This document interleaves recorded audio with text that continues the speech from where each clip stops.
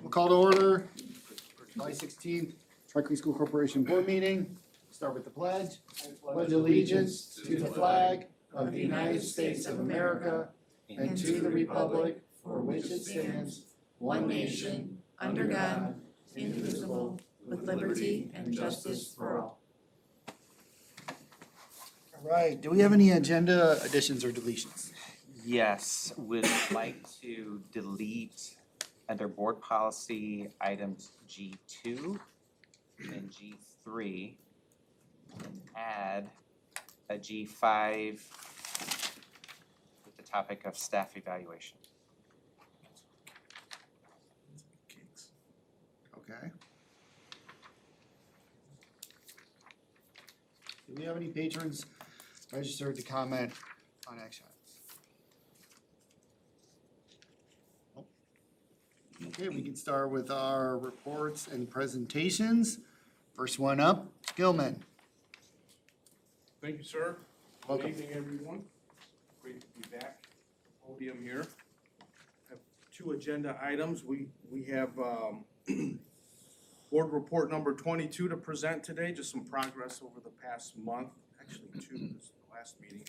And then also we have Oak Hill paving and the high school paving, west, north, and south areas.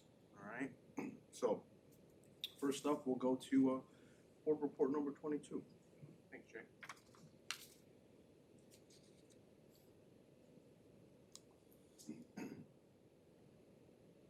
As that's loading up, the two projects at hand are going to be the high school natatorium, obviously, and then the Lowell High School old pool infill. All right, some progress photos to show and some upcoming work. So we're very close. I'd like to preface everything with this prior to getting into the weeds. We tested the pool prior to tile installation. Everything held great news. All right, so you're challenged with another 440,000 gallons of water. So sit back up. All right. Okay, natatorium. So like I said, we're getting very close. We're on schedule to have everything turned over. Substantial completion's coming up here within a few weeks, and we're happy to turn this project over so you guys can get into the pool, start swimming, start a school. All right, which August 18th is the first day, correct? All right. So upcoming work: finish asphalt parking around, continue pool deck tile on the deck. The inside's just there, getting some sealer on it, painting throughout, finish locker room installation, lights and controls, continuing wood doors and hardware, begin filling the pool. You folks have all heard me talk about this one, temperature controls, from the day I met you folks. It's going to be painful. I'm just letting everyone know, right? Temperature controls are always tough, especially with this Invensis unit with the moisture. So just bear with us. We're gonna get, Jason, I'm sure we're gonna be talking a lot, just to get everything balanced, all right? So, pool deck equipment, the handicap stuff and the rails, etc., and the bulkhead timer. So very excited to see the bulkhead. Remember at design time, the bulkhead lifts up a few inches, gets moved, so it's very slick design. So we're very, very excited to see that in action. All right. So have some photos here. Locker room's looking great, getting some final cleaning moving. Once we get in-house forces to do some final cleaning, we're right at that finish line. So it's a very good feeling on our end to go through 22 board reports and to get there coasting. All right. So we have some final inspections to do. So we're hoping everything goes well. And so far the inspectors have been playing ball with us. Again, locker rooms, second floor lounge, and some showers there. Get some loose equipment, curtains, things of that nature, and get it buttoned up. So, so that's the natatorium. The pool infill, heavy demo. This is what you hear, right through the corridors. Block walls being opened up, ductwork demo for the fitness area, getting things turned over and starting to paint, filling in old doorways at masonry for the weight room, and really starting all the guts, as we call it, all the rough ends, electrical, mechanical, and plumbing for the weight room. So won't be long before we start getting this turned over into the finished stage. All right. So far, we've seen some unforeseen conditions with utilities overhead. Nothing major to report. We're making it work with the contractors. Right? As-bills were fairly good. The school kept decent as-bills. There were just some things that weren't exactly where we anticipated, so kind of moving some things over, and with Gibraltar's help, making it work. So nothing alarming, just getting into the weeds. Questions or concerns on either project? Quick update on budget. It's holding pretty good. We have some money left over in contingencies that Dana and I and Andy and Jason will discuss in greater detail. All right, thank you. You bet. Appreciate it. Looks All right, great. So, really quick, if I may, the asphalt. Okay to pass out some Yes, information, please. Andy? Is this proper time for it? Yes.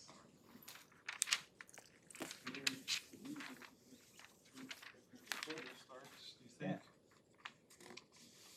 Sure. If they don't wanna go, I'd like to see it before they open it. Alright. So I'll start discussing this as we're going through it. Up first is Oak Hill. And it's simple, I'll say that. However, it has some challenges by virtue of what is to be done there. So currently, we're pricing 3 options right now. Jason, you have your copy? So, if you take a look at that southern part of the plan view here, at Oak Hill, at the building, this drive seems to be maintained pretty well. Jason, nice work there.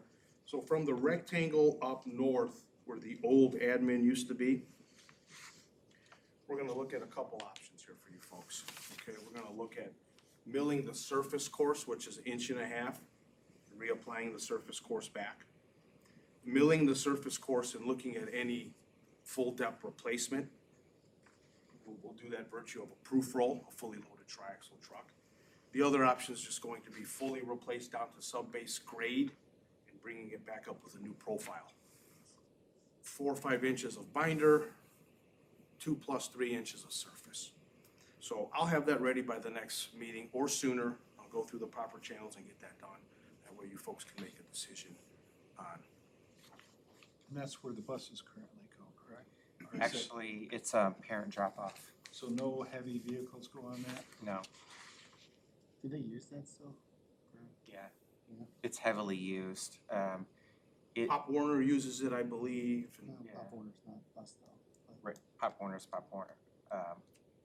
Non-school, right? Not- yes. But our parent crowd does come all the way through there. They go up to the Oak Hill drop-off and travel back down Right. and out.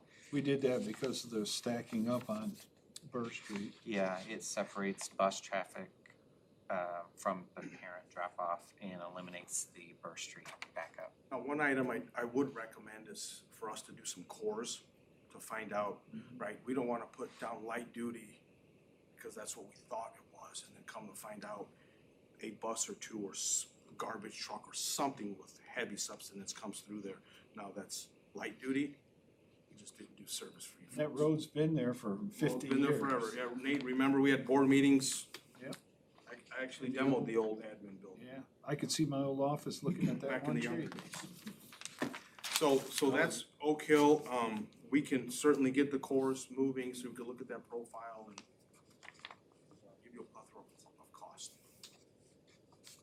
Any specific questions at Oak Hill? Over at the high school, as I mentioned at the start of the presentation, that western area, striping, you know, this was put on my plate relatively quick here. So striping, we don't have pricing confirmed, which is in red for the Razor, which is the northwest quadrant there. I anticipated with several handicap spots, it's going to come in just shy of $6,000 to $7,000, somewhere in that. All right, for restriping that razor. Following back south a little bit, you see some strips in green to mill that surface course, as I referenced earlier at Oak Hill, which is about 1.5 inches, 2 inches. It's about 29,000. And then to do the blue way south all the way to commercial is 83,000. Again, a mill and resurface. Just that mill course, not full depth replacement. And what was the year when we did the center spot here, where we did the 2-3 aisle, 2014, 2015, I'm sorry, it escapes me, which it's in blue right in here. Nate, if you recall, that was all heavy duty in that. You're talking about this here? Yes, sir. Yeah, that correct. was heavy duty. Yeah, And actually, it's in pretty good it condition. is. It's not too bad. You know, we did as best a job possible to keep folks. Remember, we had that conversation about a year ago. Drop off to our contractors. When you drop off, you have to head back north and east. You cannot come south. Right.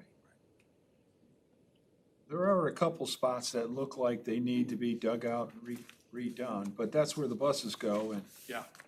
you want to do it right. So just to go through procedure, if we do mill these areas, we would proof roll them to see the gator roll, as we call it. And if it is, then we would get a testing company. And we would do a full depth, 30 by 30, 20 by 20, whatever area, fully remove it, check the sub base, and Well, that one area right in there, I think we went down about 40 foot, 30 foot. back with you and Scott? Yes. Yeah, there was a lot of things back then. But it was done right. It was done right, I remember. Yeah, with lime stabilization. Yes. Different colors of clay I've never seen, green, yellow, blue, purple.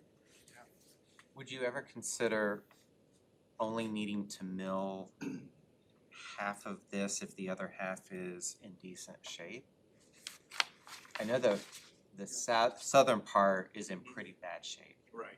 but some of that area there you're talking about, the heavy duty, Yeah, we may would. not be. Correct, we would leave that heavy duty profile, like if this is your wear course, your surface course, we would leave that profile in and just maybe put spots. With the mindset of knowing, right, the spots would be darker than the existing old asphalt, right? But still, it takes away those ruts. What's the, we call it the old baseball parking lot, what's that gonna be used for? Is it gonna be like an overflow parking for? Where the maintenance building is? Yeah. So that is used actually by athletics. Our football team, if memory serves me right, goes after school, they go out there and they park. Okay. And then during track season, it's utilized as well because the other north parking lot is filling up with all of the activities. So this would pretty much just be student athletes be parking back there. Student for athletes, game or practice or whatever. buses get routed back there, overflow, like, there was, Hetty had mentioned before, there was some talk about maybe even opening it up for, before they did it for the students, they were gonna open it up for parents as well for the really big games. We'll see, like, this new parking that we've got now opened up from the natatorium being finished should really help increase our parking on those big games like Crown Point games.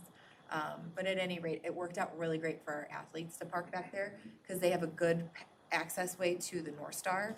And they're separated then from the fans, the other team. They can just pull right out of the parking lot now, go right up that strip and park back there for athletics.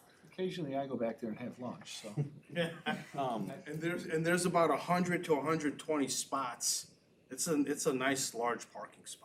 And the space. parking lot is pretty good shape, Yeah. because it hasn't been used, Right. so it's in pretty good shape. Yeah. You talked about some of the colorization. If you redid some and not others, couldn't you seal coat it at the end and just make it all look? Absolutely.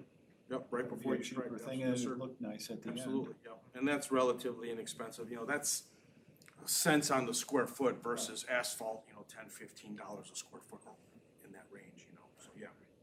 The area where the job trailer's parked, right at the main entrance here, is that just gonna be all just filled in and just planted the grass, or what is the? Yeah, correct. We're gonna get the trailer out here within a month-ish time, and then we're gonna regrade it, slope it, and seed it. Okay.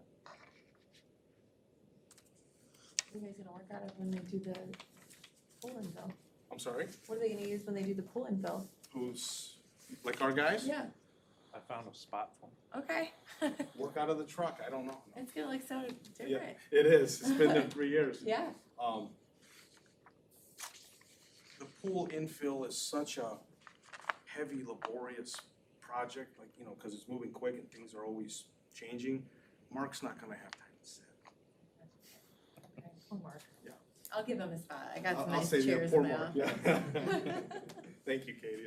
That'd be I nice. think the only other item that comes to mind is if it's a weekend project on that Western Drive,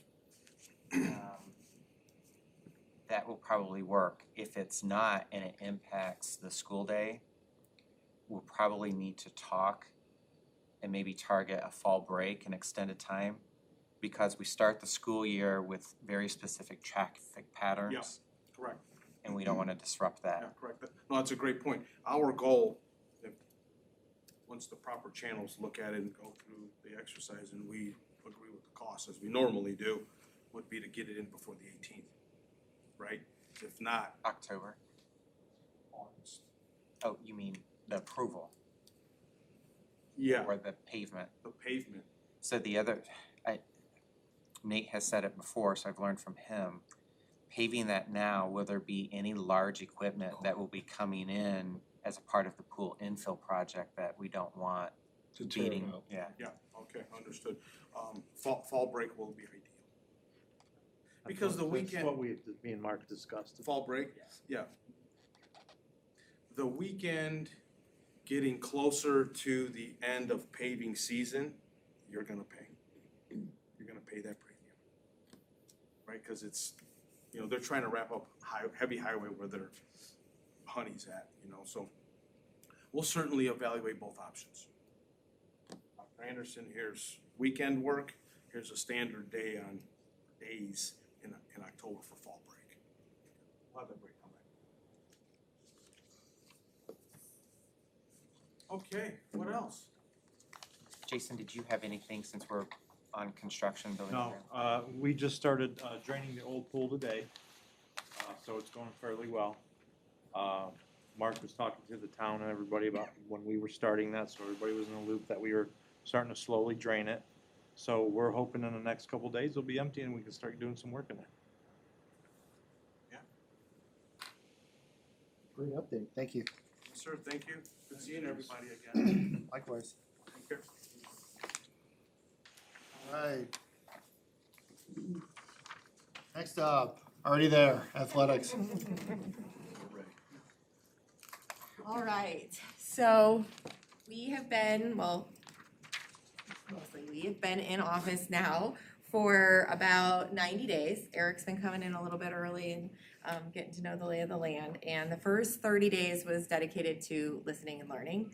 The next 90 days is about strategizing and then building. So today I'm coming to you with a presentation with 3 different board recommendation requests. So it's a little bit of a heavy presentation. I've got it all broken down into chunks, and I've got all of my information with me if you have any questions, so. I've got a stack of questions right here. Just kidding. Okay, so the recommendations that I'm bringing to you guys tonight is an athletics guide adoption, which is, in other words, the handbook, participation fee recommendation, and department organization restructure. So, for the athletics guide, why it matters. Did you all have this on your board docs already? Okay.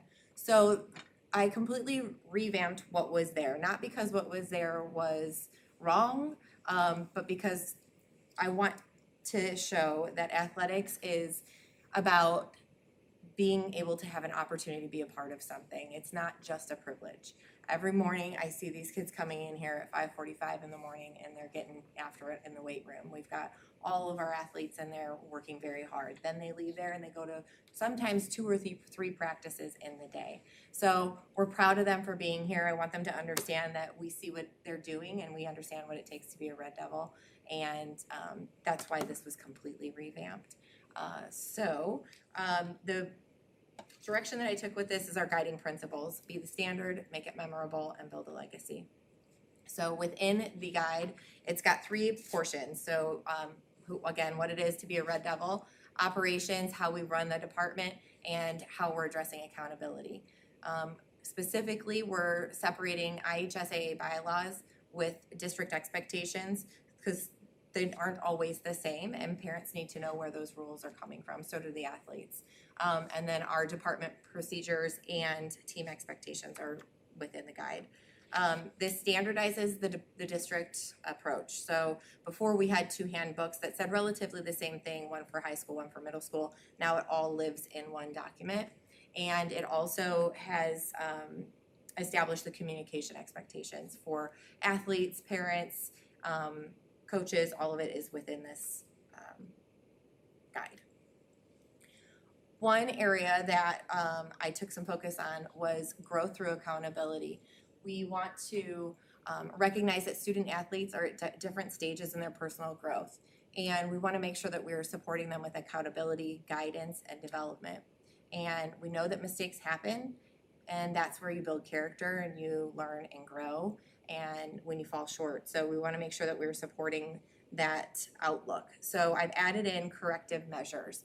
This is designed to help reduce the really strict, structured, formal discipline. This primarily is going to focus a little on the middle school kids.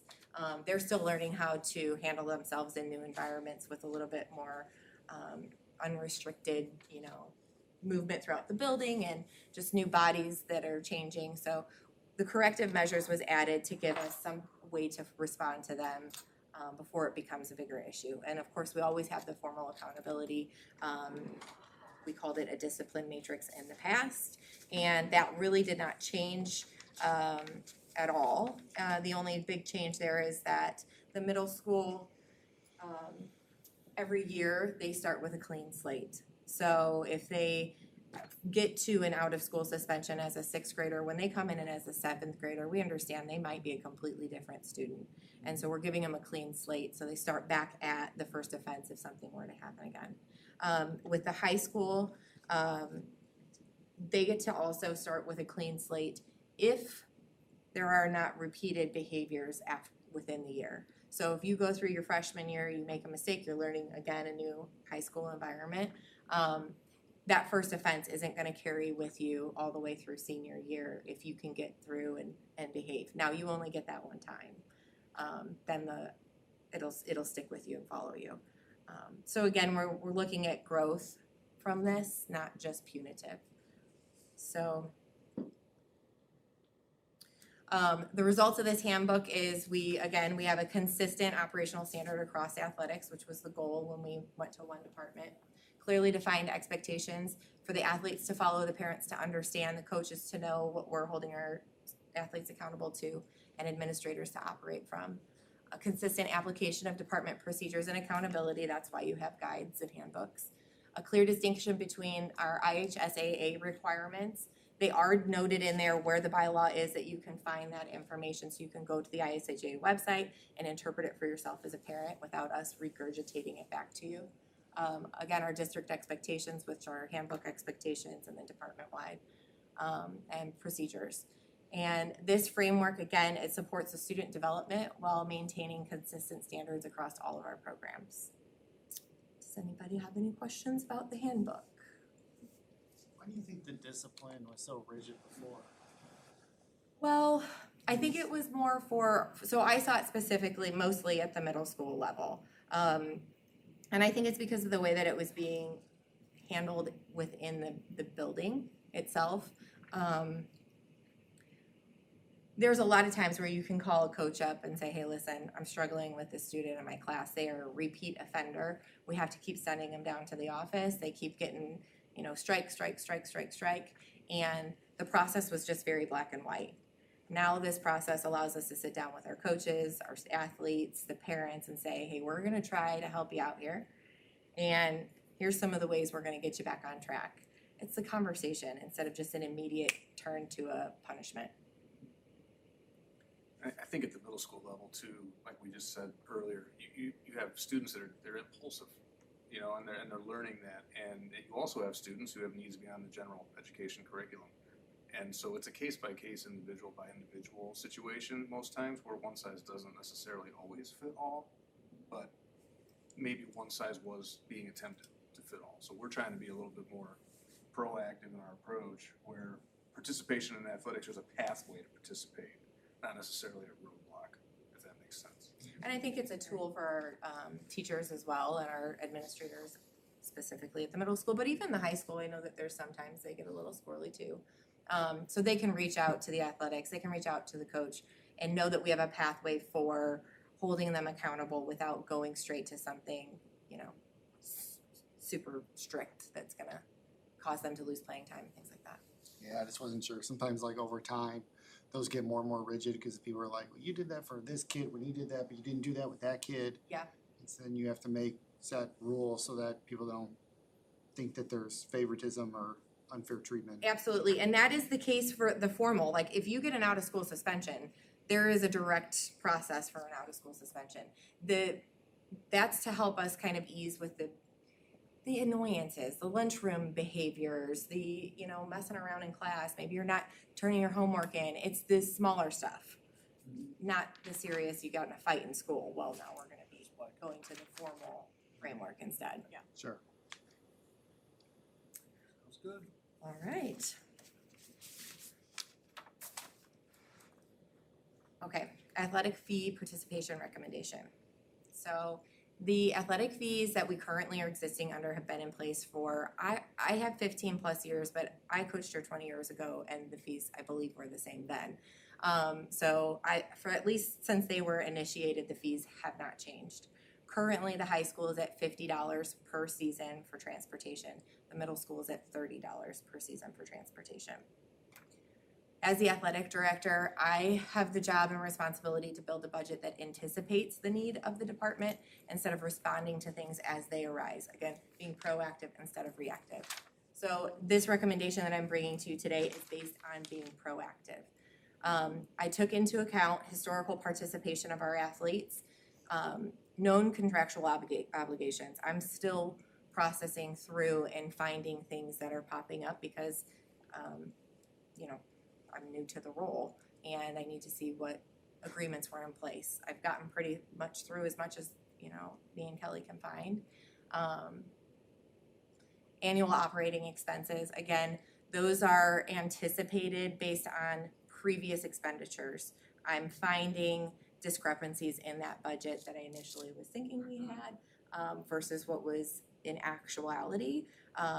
And those discrepancies are actually reducing the amount that I have in my piggy every day. I'm finding less and less. And then also I took into account predictable funding. So our ticket sales, our concessions revenue, sponsorships, and support from our booster club parent organizations.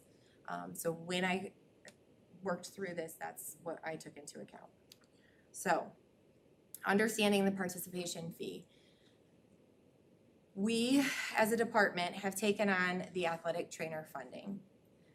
In the past, this was covered by a district and a partnership with Franciscan Health Network. We had 2 athletic trainers through Franciscan that cost the district approximately $30,000 for that contract. Last year, Franciscan dissolved the program and we were left high and dry.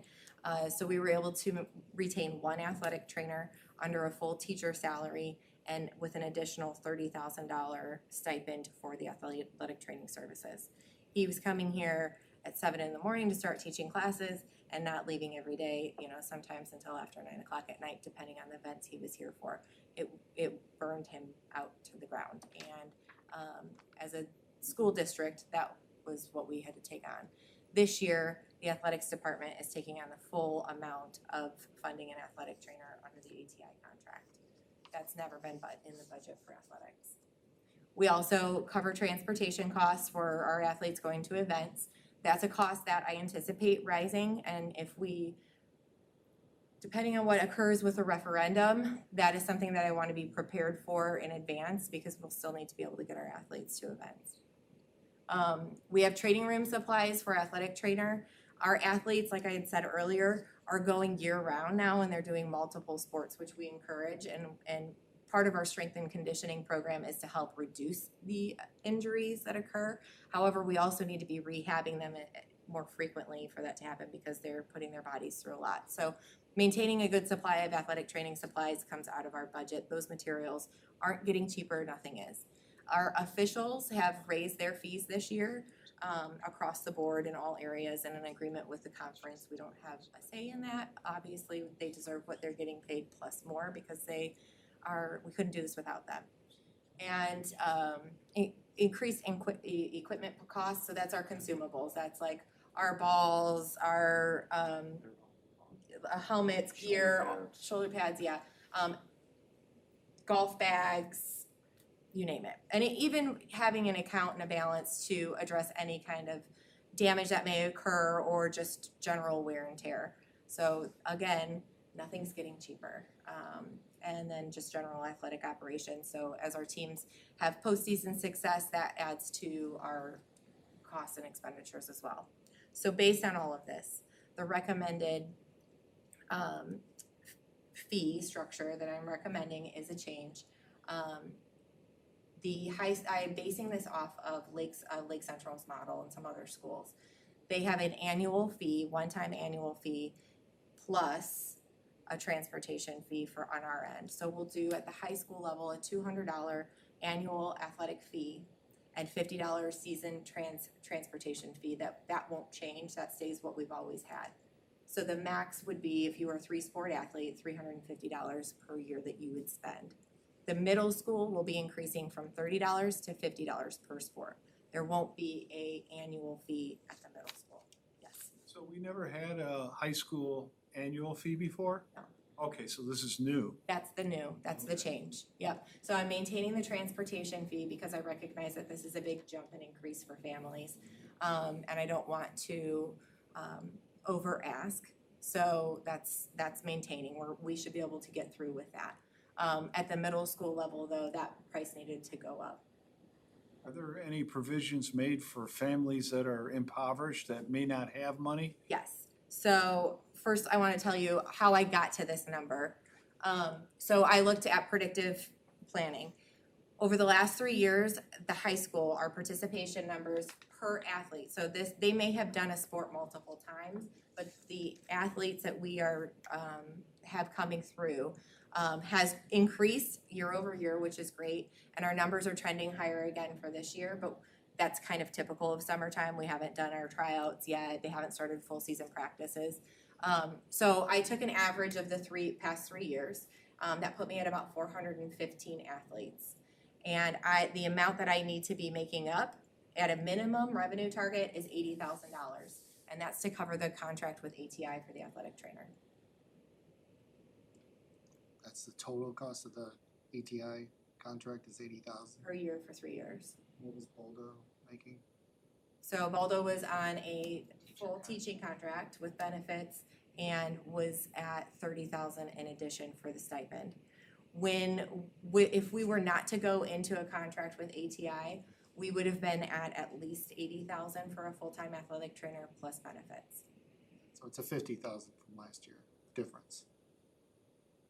Well, no, because there was still, we wouldn't have had him if we hadn't, we had to have him as a teacher to give him benefits. Stipend, right, for doing athletic training. No, to make the salary.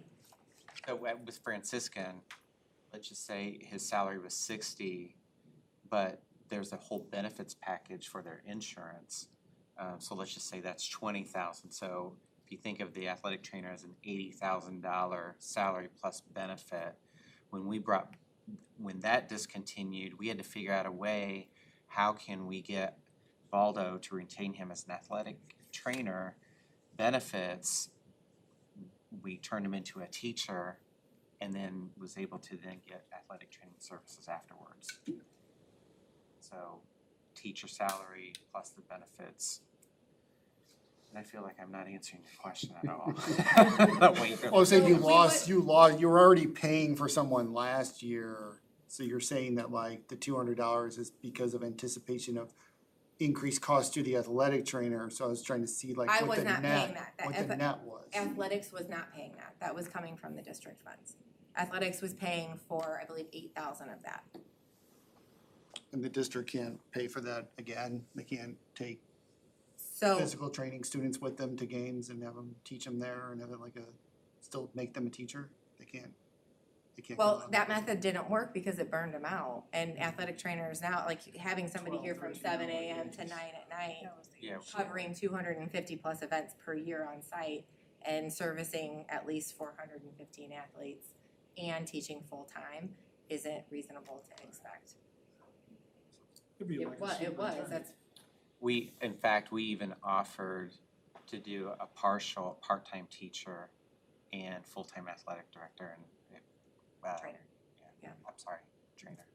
So the teacher budget gets a little bump this year, that, I guess you don't have to pay them extra to do athletic Well, training. but we hired a part-time teacher to keep those exercise science courses, to keep that pathway for the kids that are taking that pathway.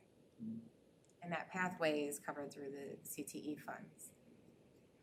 So yes, to answer your question, Nate, we are going to have financial accessibility available. So we have partnerships with some local nonprofit organizations that have always supported our athletes whenever fees were needed. As a department, we will resource some of our sponsorship funds for that. No student will be denied participation because of a financial need. So again, just to recap, we would do a one-time participation for the year annual fee of $200 plus $50. So if you're a fall athlete, your first fee will be $250. After that, winter would be $50. Maximum per year per athlete's $350. And at the middle school, maximum would be $150 if they do 3 sports, but one sport's $50. Now, the Lake Central numbers, they are $100 annual participation fee, a $30 transportation fee, and a $30 strength and conditioning fee. That equates to, I think it was $70 less than what we're asking for. They're also a larger school district and they've passed a referendum.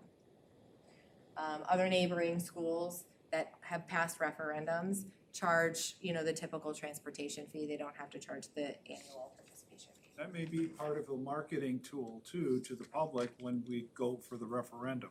Yeah. And I want to reiterate too, I said this at the beginning, this is something every year that I plan to come to the board with. I'll have a year under my belt next year and we'll be able to have really gone through the budget a lot tighter than I've been able to right now. And I plan to continue to evaluate this and find other revenue sources because, we're parents of athletes too. It gets expensive. However, these are things that most of our families are spending in the off season in some way or another with travel ball or personal trainers or, open gyms or gym memberships. So the services and opportunities that we're providing year round for our athletes is very much appropriate and worthy of this investment if your athlete's using it. If I could just add one point off of that as well too, just to sort of give perspective on it. If you look at the national average for high school athletes of what it costs per season to play, the per season average ranges between $120 to $160 nationally. So if you figure low into that, $120 per season, that's $360 for a year. So that puts us $10 under the national average. We're trying to be as fair as possible with this, but also responsible and proactive and leaving ourselves some wiggle room to look at this in the future. But perspective on that. And for middle school athletes, I know in the region as well, some schools will charge more per sport. For example, football. Football is an immense cost. Helmets, reconditioning, shoulder pads. Some corporations will charge football teams more money to play that sport. We're not doing that. We're just gonna charge a $50 per season, which I think will alleviate some of that financial burden in some ways. Yeah. Will still be, I know a lot of the teams do like a practice pack, so they'll still have that fee. They'll still have the practice pack. That's only up to like $100, right? Yeah, that's still capped. And those are, like, I know football this year, because that's what we just did, they just kinda let us know what you need to go get. The boys needed to go get their own girdle from somewhere. We didn't really have a practice pack purchase that we did for football yet this year. Maybe they're gonna order a t-shirt or something, I'm not sure, but that's not even come through. Not every sport even reaches that $100. Some do, cause they like to have their own stuff, like wrestling, gymnastics, they like to have their own personal, singlets and things, cause they're sweating in them, and that's a little bit more of something you want of your own. Yes, those will still be in. In sports like basketball, you have some choice, where if you, for example, you buy reversibles as part of your practice pack. Well, you don't grow out of them every year, so we give options where if you have a reversible from last year, you can wear it just as long as you have one. So you're not required to buy those things year by year. You can.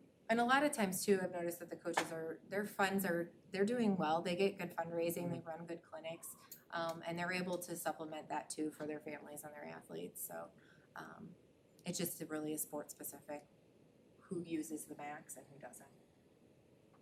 Yeah, cause I just fundraised $1,000 for the football team.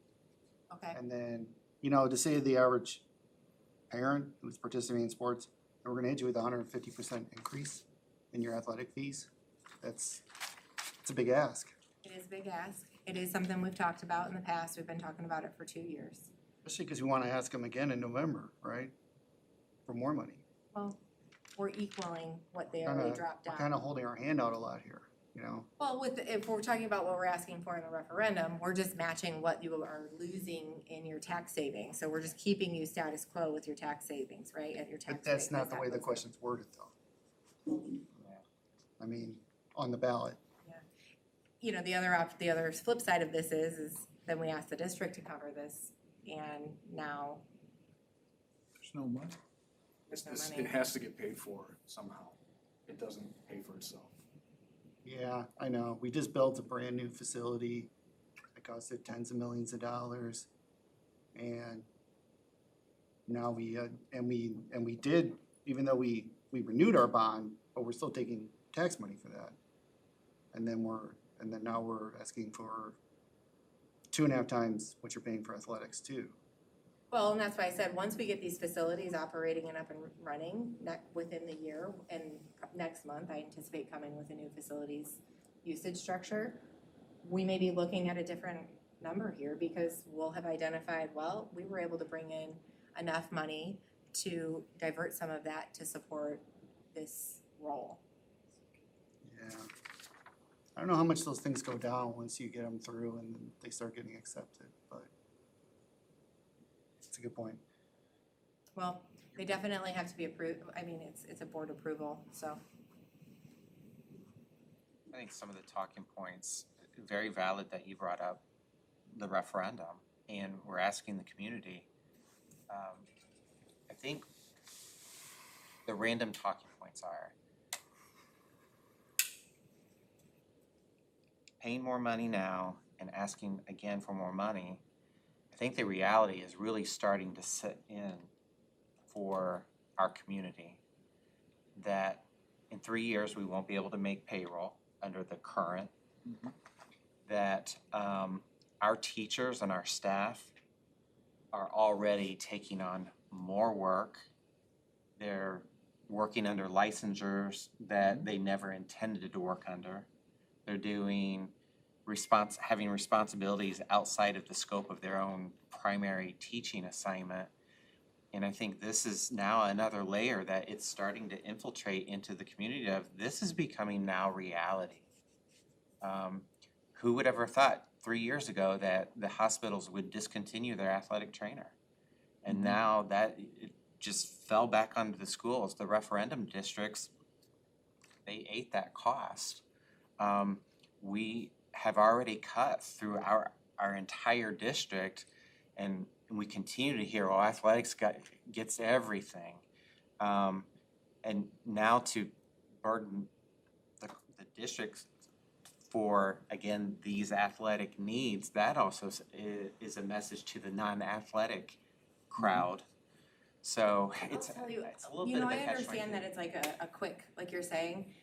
Last year, I advocated and pushed heavily to raise the athletic fees last year. And I got a lot of resistance on it, and I was advocating to put them at $85 to $100 so that there was proactive planning in place for what was ahead. That did not happen. Now we're in this boat we're in right now. I understand we built the facilities outside that filled in our debt services. That doesn't, even if we hadn't done that, we'd still be in a scenario right now where we would have a tax deficit.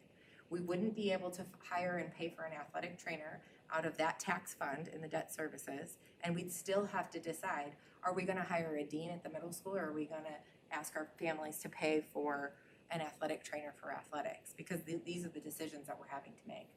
So in my mind, athletics, we're going to try to help fund these payments for the families that truly need it as much as we possibly can. But there are families out there that are looking at this saying, well, gosh, we're lucky we're not at Crown Point because we're paying a whole lot more there. Has there been any talk about gate ticket prices that's, I believe, set and established by the conference? That's set and established by the conference, yes. Has anyone talked about potential increase to that? Those increased, I believe, 2 years ago. And that's an area, that's getting very expensive too for families to be able to attend. You know, baseball has a maximum of 23 varsity games in a season, and that's $7 every time you go to a varsity game. So parents are paying a lot for those as well. And we try to help ease that with our Pitchfork passes and our student passes as well. Is there a way, could you do like a family price for attendance to games? I know some schools do like a, I think we already do. like 4 or more, it's like $20 or something, or. I don't think we have that at the high school though. I don't know, we might already do it. I don't wanna didn't speak look out at of it, We yeah. have Something to talk about though About with the middle events. I think in middle school you can, middle school, yeah. but not high school. Yeah, I think middle school we do. So with events, the goal is to increase attendance at events and to make events that are worth attending and that are fun and that bring people back out to come fill up the basketball gym and come fill out the soccer stands. So again, next year this could be a different conversation because we might see an increase as our programs start to succeed and as we start to advertise and get the community support behind them some more. That's gonna be those additional revenue sources that I'm watching. So what percent of this increase is gonna be dedicated towards the athletic trainer? Well, there's an average over the last 3 years of 415 athletes. Okay. That gives me almost exactly what I need to pay the athletic trainer. I did not overestimate this to pad a budget. Now, if we have more athletes this year than usual and it keeps growing, then that does help pad the budget for next year to help with those costs. I have 6 costs that I listed that also have gone up. Yeah. It gave the impression that the increase in the fees was going towards those 6 bullet points. Not that it was like 98% of it is going towards the athletic I should have, trainer. yeah, So I should then, have, I highlighted that more with yeah, the so pie you chart. see that all those things and you're like, okay, well, what percent of this is actually going towards what we actually need? Yep. And what's going towards champagne taste, Yeah, on a exactly. water budget. Yeah, well, in those 6 items that were listed, let me just go back to that. Oops, I went too far. Nope, I'm just going out of my slide completely. So those 6 items that we listed here are not champagne taste, so those are things that we have to run events, officials we have to run events, transportation we have to have, equipment we have to have, training supplies, obviously, for the athletic trainer, what's the point? So the only, maybe bells and whistles is strength and conditioning, but I think we all understand the benefit of that. Okay, we can talk more after the next one, and it might change the conversation a little bit. So we have a department reorganization as well on the docket for your approval. There was an $87,000 salary reallocation on the table due to a resignation. That has given me a preserved capacity of a little over $32,000. Asterisks. So what has changed? A recent resignation gave us the opportunity to redesign instead of replace. So like I said, I've been watching and observing for the last 30 days and kind of really understanding the roles and responsibilities within the department. And the previous structure was set up on that top org chart there before. We had one athletic director, two assistant athletic directors, a secretary, and hourly event supervisors that were being paid out of the athletics budget, kind of as a shadow funding source to district employees that were working those events. The new structure that I am requesting is Eric and I maintain our roles. I'm a director of athletic programs. Eric is the assistant athletic director. And you'll see everybody is aligned under him. In the other model, everybody did a little bit of everything. And so coaches, supervisors, athletes, you just kind of went to whoever in the department and everybody was involved in doing a lot of everything. Now I have taken the secretary position and elevated her to the degree that she belongs at. She is the heart and engine of the department. I think anybody that you talk to about Karen will agree with you. We couldn't do this without her, and she deserves to have an elevation in her role, a more defined role, and be compensated appropriately. Then I have taken that $87,000 that was left from the resignation, thank you, I was gonna say retirement, and created an event and facility specialist role. This is an hourly role at $17 an hour. That would be approximately 30 hours a week with the opportunity to grow as our facilities usage grows. This person is going to be the one that's working with our outside organizations, getting them scheduled, acting as a host essentially to make sure that we can really optimize the use of our facilities. They're gonna work on a lot of the details of our logistics and taking some of that off of Karen's plate because Karen now has to run the accounts and keep eyes on everybody's compliance for coaches at the middle school, high school, middle school athletes, high school athletes. So her role is kind of doubled there in what she's overseeing. This takes off a lot of that work from her plate, having the event and facility specialist. It also allows us an opportunity to have an in-house event supervisor to help us when we have multiple events going on here at the high school and events at the middle school, because we have to be supervising all of our athletic events. I basically just went through what all of these facility or position roles and responsibilities are, but we have silos now. We have defined roles. If you need to go to somebody, you're gonna need to know who to go to instead of just Karen. So we had one salary, we reallocated it amongst three roles. So I had $87,000 from the previous salary. I've reinvested that and I have made the business coordinator adjustment of $10,000. The event and facilities specialist is estimated at $26,000 and some change. And then I have added in the event supervisor stipends. Those previously came out of the backside of my athletics account and were not an advertised role for like a coaching stipend role. We're now gonna make these a role that has a place on the ECA structure. So 3 defined event supervisors coming from that. So that preserves $32,480 from the original salary. However, there is also the benefits package that was a part of that. So total preserved capacity is $76,587,000. And that doesn't ask for anything new from the district, but allows me to better staff my department so that we can have the people in the places that we need them. This will allow us to give our coaches better support, operate efficiently within the department. It'll allow us to address facility usage growth. It will give our students and families a cleaner, better experience. It'll allow accountability because we know whose job is whose. And it will allow us flexibility in the future because we have preserved capacity. And the future opportunities that I have to be thinking about and preparing for is the need for an additional athletic trainer. That's been asked for quite a lot by our middle school. So trying to creatively find a way to bring something into our middle school is on a want list for some time down the road. I do need to staff the natatorium, which, as Mr. Mivcheski said, we have about a month until that's about to open, so I need a plan and finances available for that. We'd like to bring in a human performance and strength coordinator program at the middle school level.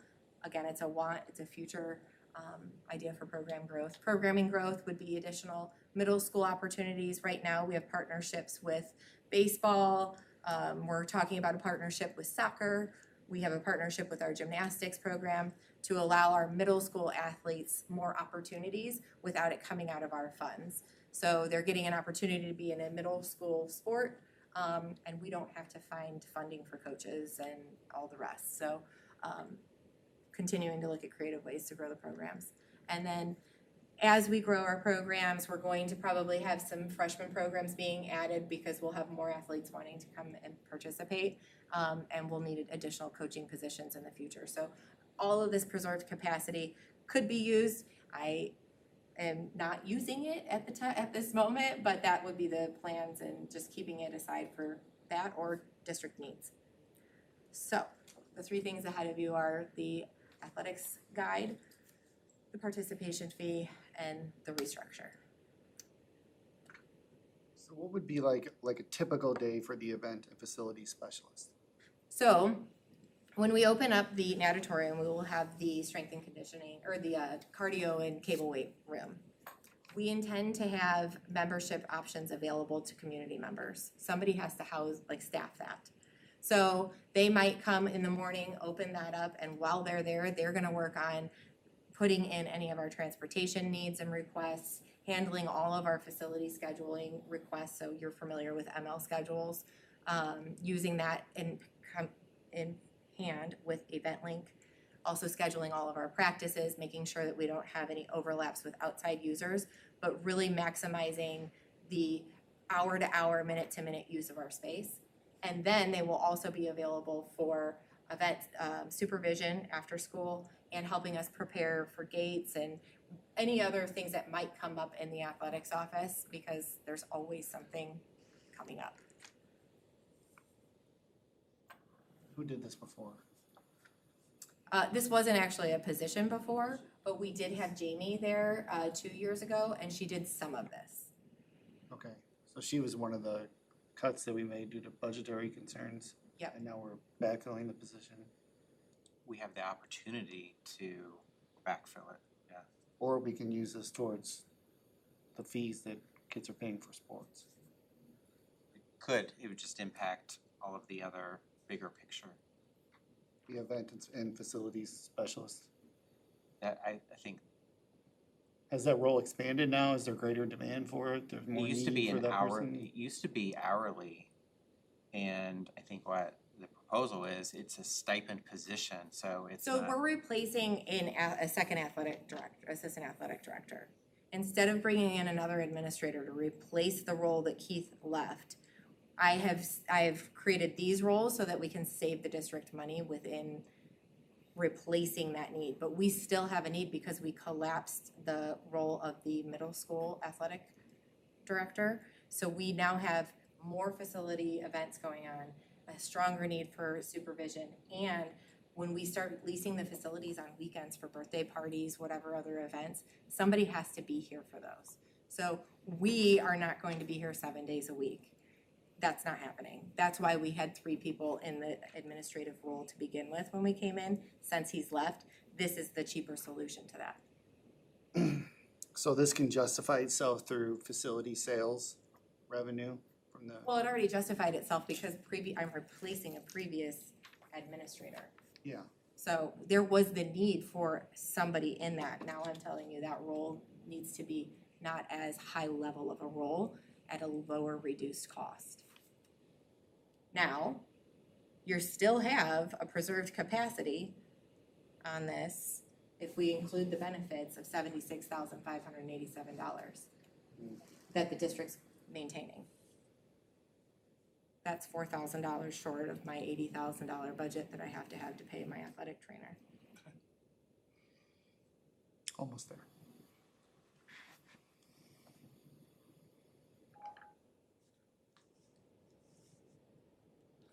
Okay. Any other questions? Just have a comment. Okay. It is mind-boggling what you two have done in such a short amount of time.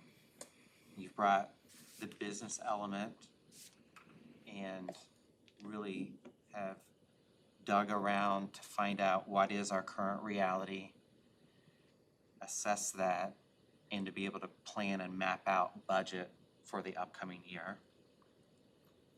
That was definitely needed. Number two, you seize the moment to have opportunity of how can we embrace our guiding principle of continuous improvement. So you had a resignation and you were able to figure out how to work more efficiently, higher quality, and restructuring this and thinking of the future, being a visionary of preparing not only for the moment, but also for the future in a fiscally sound way. And three, that you've been responsive and have really overhauled, I've gotten my superintendent update, just the, you've elevated the department as a whole and setting that standard. So my comment is, it's incredible of what you two have accomplished in such a short amount of time. And you said it earlier, you're being proactive instead of reactive, which is key. Yeah, that's the key. And, you know, this is the cards that are dealt and that we have, and I don't want to charge anybody more to do athletics. I believe deeply that all of our athletes, our students need to be involved in some way. So if this causes anyone to consider not participating, then I would encourage them to come see us so that we can find ways to help support them. But this is our reality, and I know in talking to community members, they knew this was coming, and they know that other districts have been doing this for years. So we've been fortunate up until now. Great job. Kind of a technical question.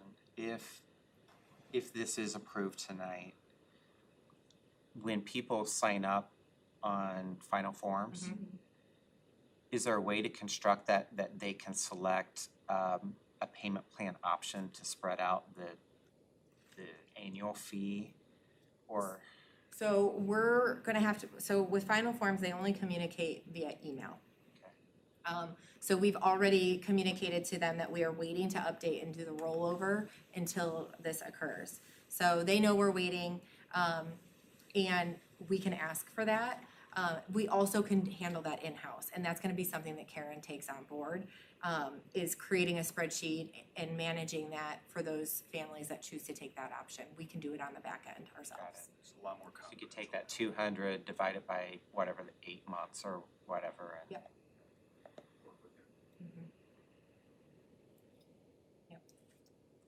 And up until 3 years ago, families were paying school fees and student fees for schools, and that has changed and gone down. Huh? We pay school fees. Not to the degree that we were paying before, that used to be $200, $300, $400. up to 500. Some for AP classes, they were spending almost $800 for high school.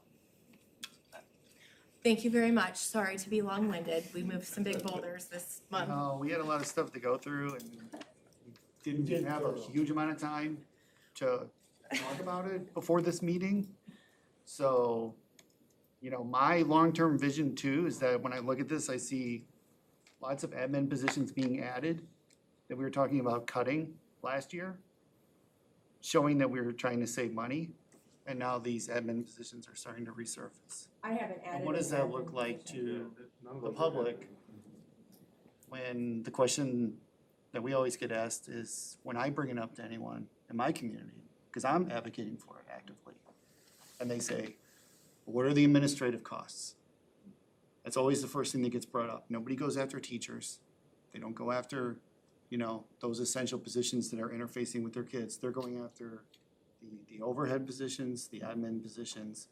And when we see where somebody could easily just say, hey, look, Tri Creek added 4 new admin positions this year totaling $120,000. They don't know the backstory, but Right. that's just what it looks like on paper. And is that a good image that we want to put out as we're trying to push towards the bigger picture, which is preserving the entire school? So I can tell So you, that's kind of where I'm coming from a little bit here too. I can tell you that I actually just reduced admin positions. So that was what this presentation was, that's what this restructuring is. It is saying, we understand that you don't like what the district is spending and we're asking for a referendum. And so I'm making reductions at my level to make that happen. And then I'm also saying that means that we have to pay extra for the extracurricular things. Yeah. I would That's- also too. This is, if I this may- is separate from school fees or the athletic fees. This was more about when you see like in the parentheses, new. You know what I mean? And like what that communicates. No, that makes or- total sense. So it wasn't really like, I understand the process, but we know that A lot of most people don't. Right. And people just go and find 3 bullet points that can be confirmed online, not tell any of the other backstory, and then that gets weaponized towards what you're trying to do. So did you see the bullet point that had 2 assistant ADs down to 1 assistant AD? I saw that. But would somebody see that if someone else just went in and said, well, how many are in there now? Well, that's where communication comes How many in. new ones did you add? I think I would encourage, and I try to encourage people all the time, even before I was an employee of Tri-Creek, to watch the school board meetings and pay attention and hear where these things are. So you can't have it both ways. You have to have these communications, but when we have these talking points, you have to be clear and say, no, without a shadow of a doubt, we are actually losing an administrator. And if going after administrative salaries is the argument, I would encourage people to look at the administrative salaries in neighboring school districts and then compare them to Lowell. And I think that they would find some resounding answers that that's absolutely not the case where administrative salaries are getting padded here. Quite the contrary. So I would encourage people to have those conversations, but also do the research. And I know, but have the conversation. unfortunately, I think we average about 215 people that view this meeting on our channel, and there's nobody in this room, you know? So we have 216 educated voters, and that's And the how do work we we get the have to message do. and we have Right. 7,900 and, 80 uneducated. And there's people It's that, the profession. there's people that actively try and torpedo things like this, you know? Yeah. So I'm saying you guys have a genuine, you have a valid case for what you want. I understand what you want. Well, hopefully this helps that message and shows, we're not replacing. Yeah. Hopefully that helps it. That was the true And maybe intent some, behind and it. maybe some talking points, or maybe just like some media about like, hey, look at how our costs have gone down. Yeah, Or being look at what we're mindful, doing with the money you're giving us, you know? Sure. being mindful of that exact point was the intent behind this. Like, they would have seen a posting go up for another assistant athletic director and said exactly that. So it was intentional and it's needed. It's what's gonna help the department in the right way. We don't need a bunch of administrators. We need more help with certain specific roles. Because if we don't do this either, we're gonna burn Karen out. I mean, honestly, Well, She's, Karen's getting taken off of her plate, yeah, she's getting a little bit help. Well, she's But getting she's- added because she's yeah. picking up all the middle school. yeah, she's taking on another school. Yeah. it's the prime example of we've reduced across the district, every level, every department. And positions open up and they go without candidates. And we offer jobs, they continue to turn us down because of the pay. They can make more money elsewhere. So what's happening is you've got superstars on our staff, because the work continues to go undone, we restructure their role to encompass more responsibility. They make a little bit more money, but the district actually comes out ahead as a result of not replacing that position. Just the benefits alone of not hiring And somebody. Karen, so when you talk about like Jamie, yeah, shit, that was a cut. That all landed then on Karen and the department. And again, work. And this is an opportunity to, I think you used the words, what she deserves. She's doing that work. And the district came out ahead because we didn't replace the administrator.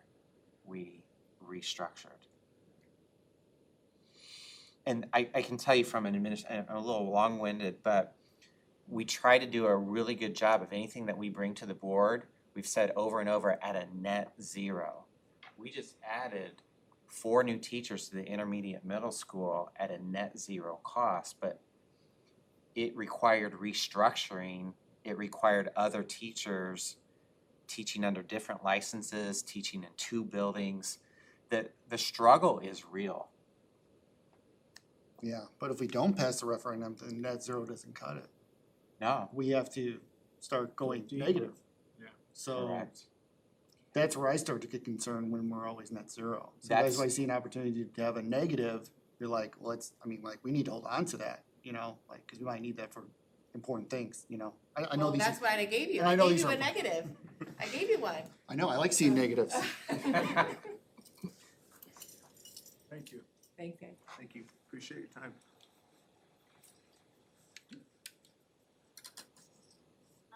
All right.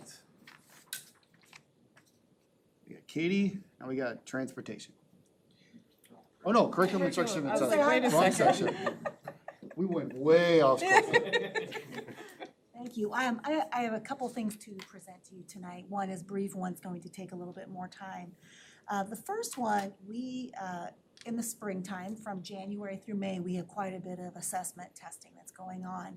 And the Indiana Department of Education will send out people from their offices to audit during test time.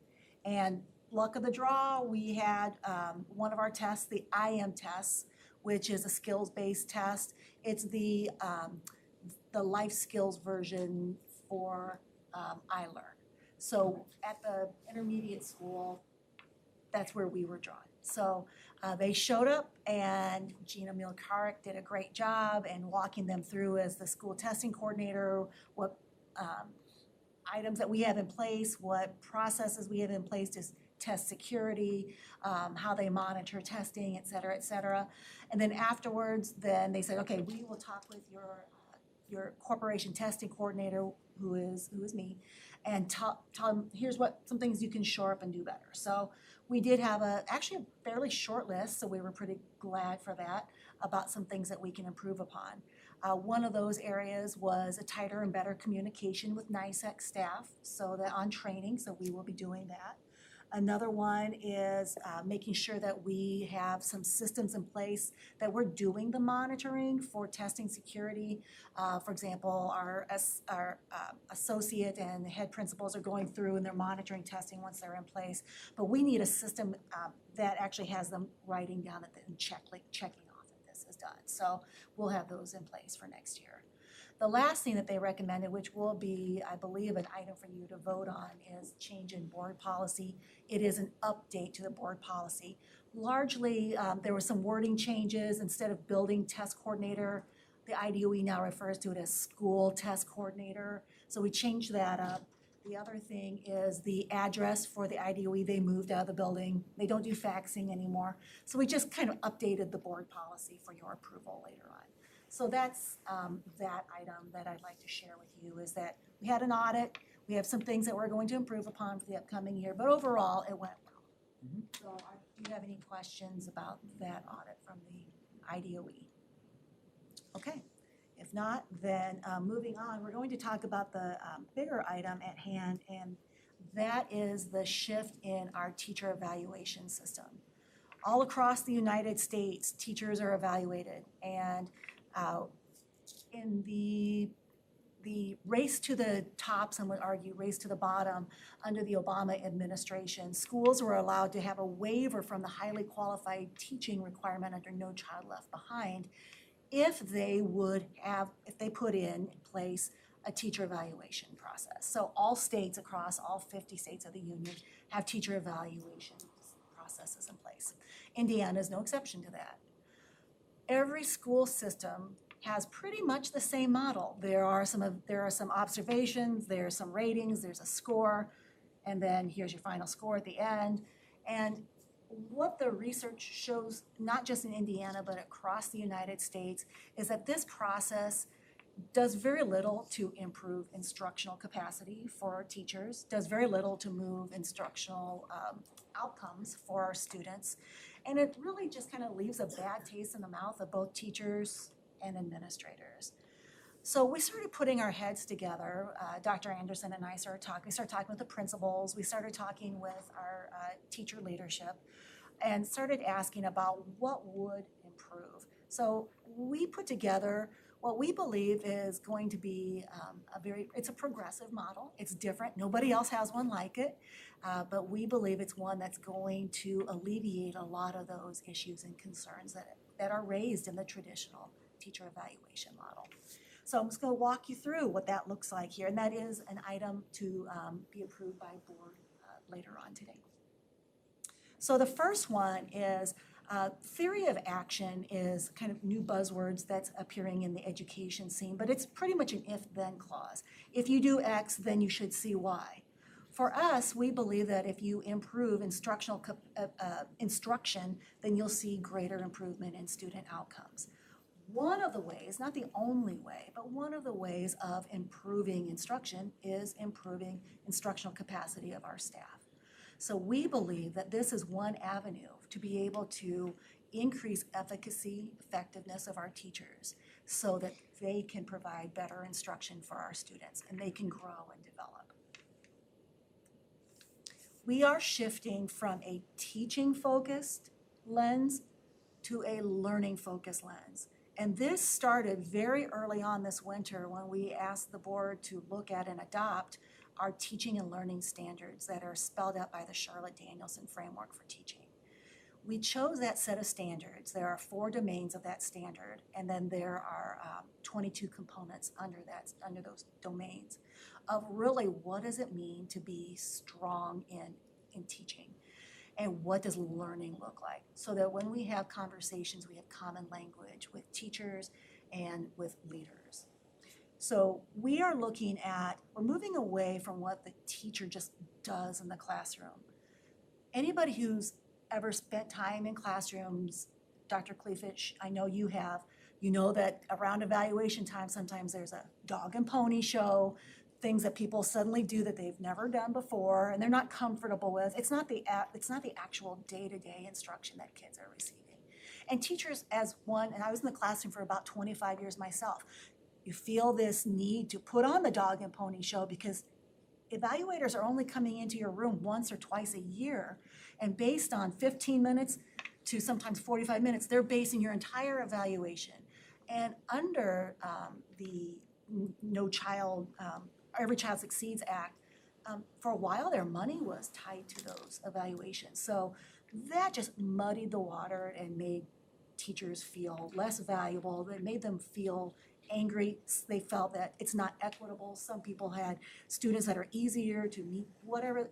Every one of those complaints was valid and true. And in the end, none of that was moving the needle on improved instruction and improved outcomes for student learning.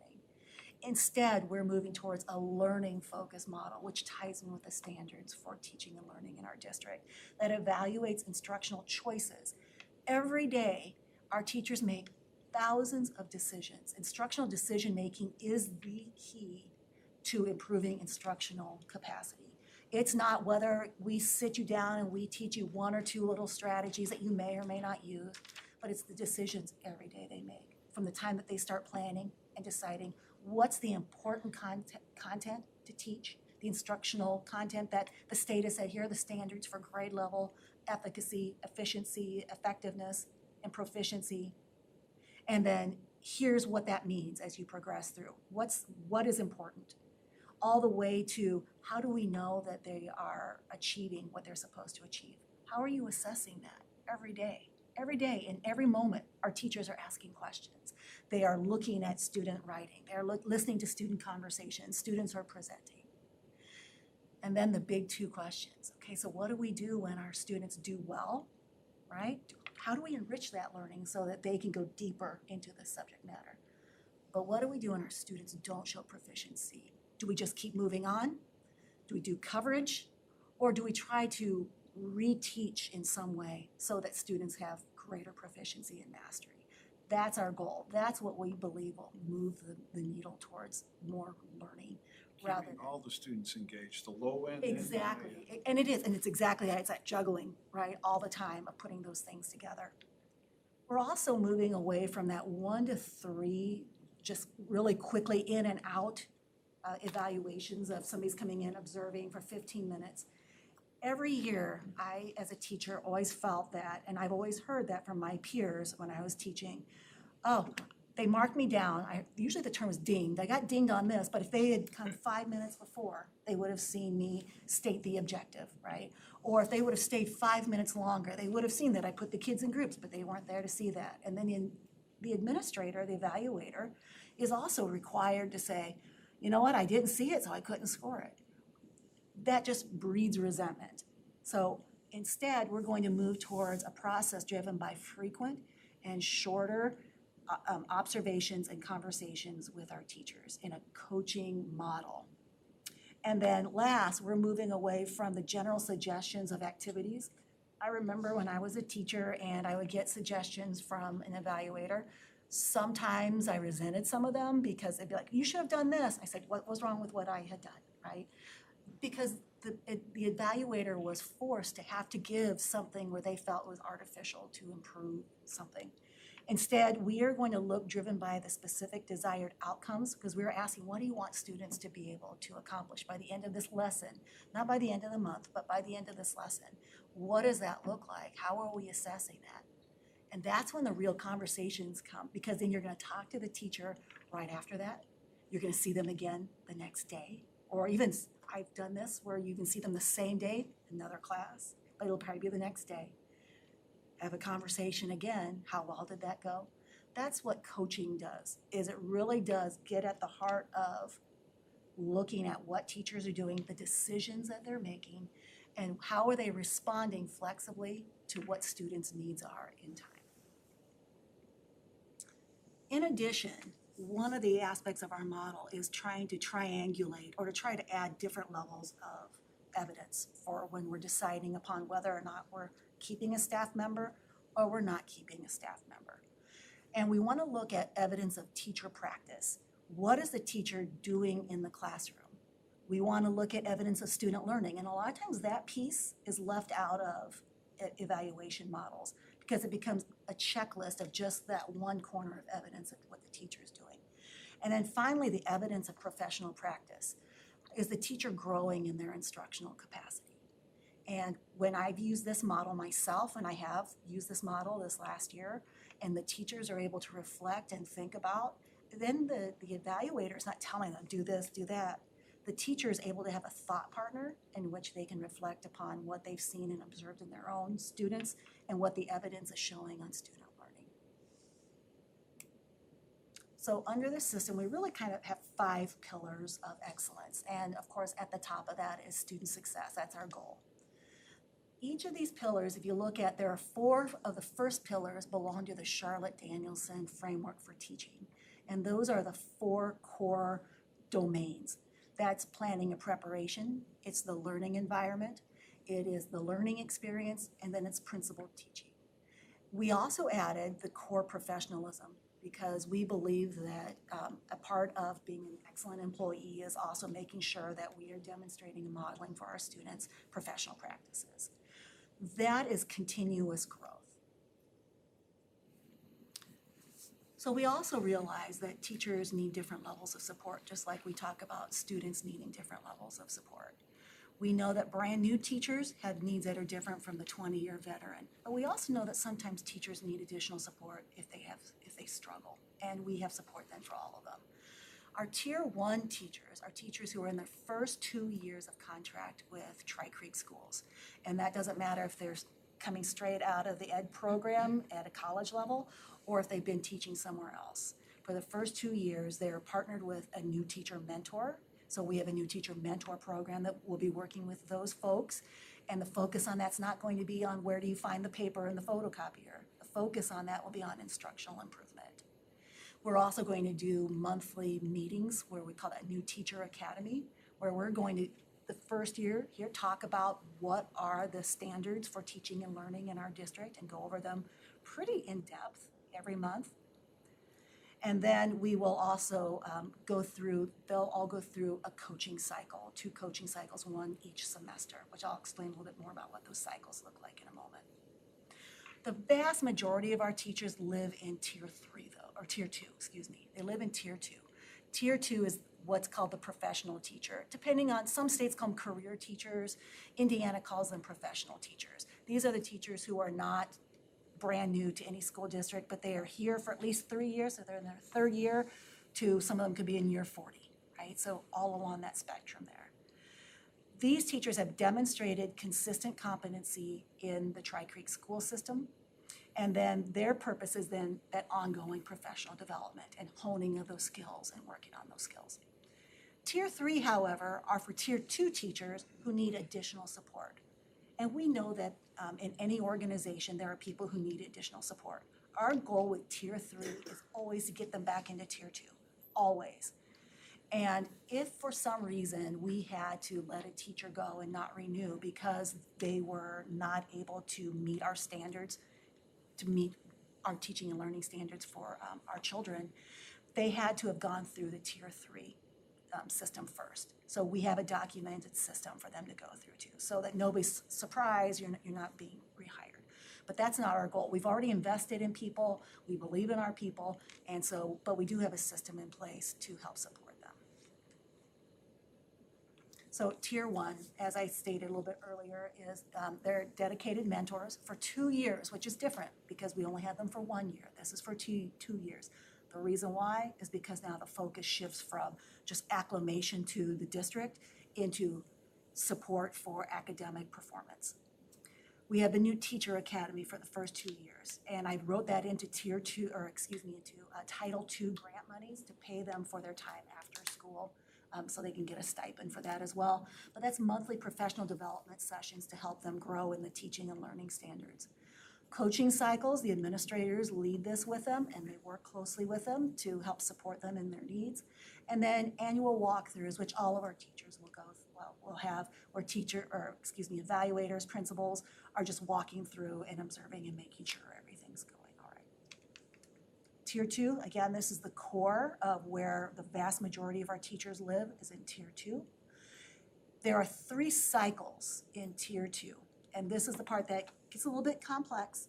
But for teachers who have been teaching for a long time, it's bringing back the idea of the individual growth plan. So our teachers, when we talked with our union membership, they said the teachers are kind of looking forward to going back to this again so that they can be able to do some individualized or unique professional development that meets their own needs and their own wants. Cycle A is what we're calling the formal coaching cycle. And that's where they have 2 formal coaching cycles per year. That's 1 per semester. It focuses heavily on the co-planning. That's that first domain of that first pillar that we had seen. So the principal will sit with the teacher and they will plan out what that lesson's going to be together based upon asking, what is the essential learning that has to happen here? What does that look like? What's your target for the day? What should students know by the end of the lesson? How do you know if they've learned it? What's that going to look like? And then what do you do if they've mastered it? What do you do if they don't? What's it look like beyond that? Those are not easy questions to answer, but they're very important questions to answer. After that, the principal then schedules a time, either later that day or the next day, to go in and first observation happens. And just like before, the teacher or the principal is observing, we have something in standard for success where they're scripting. And scripting is where they are just the facts, what's happening, what are we seeing? And from that, all 22 components start to kind of melt down into a few of where are the areas that we're seeing, of why maybe we didn't get to the outcomes that we wanted to get. Or how could we go further if you do have an excellent outcome and everybody did show mastery, then maybe do we need to make things a little bit more rigorous? Can we stretch them a little bit? It really is case-by-case basis.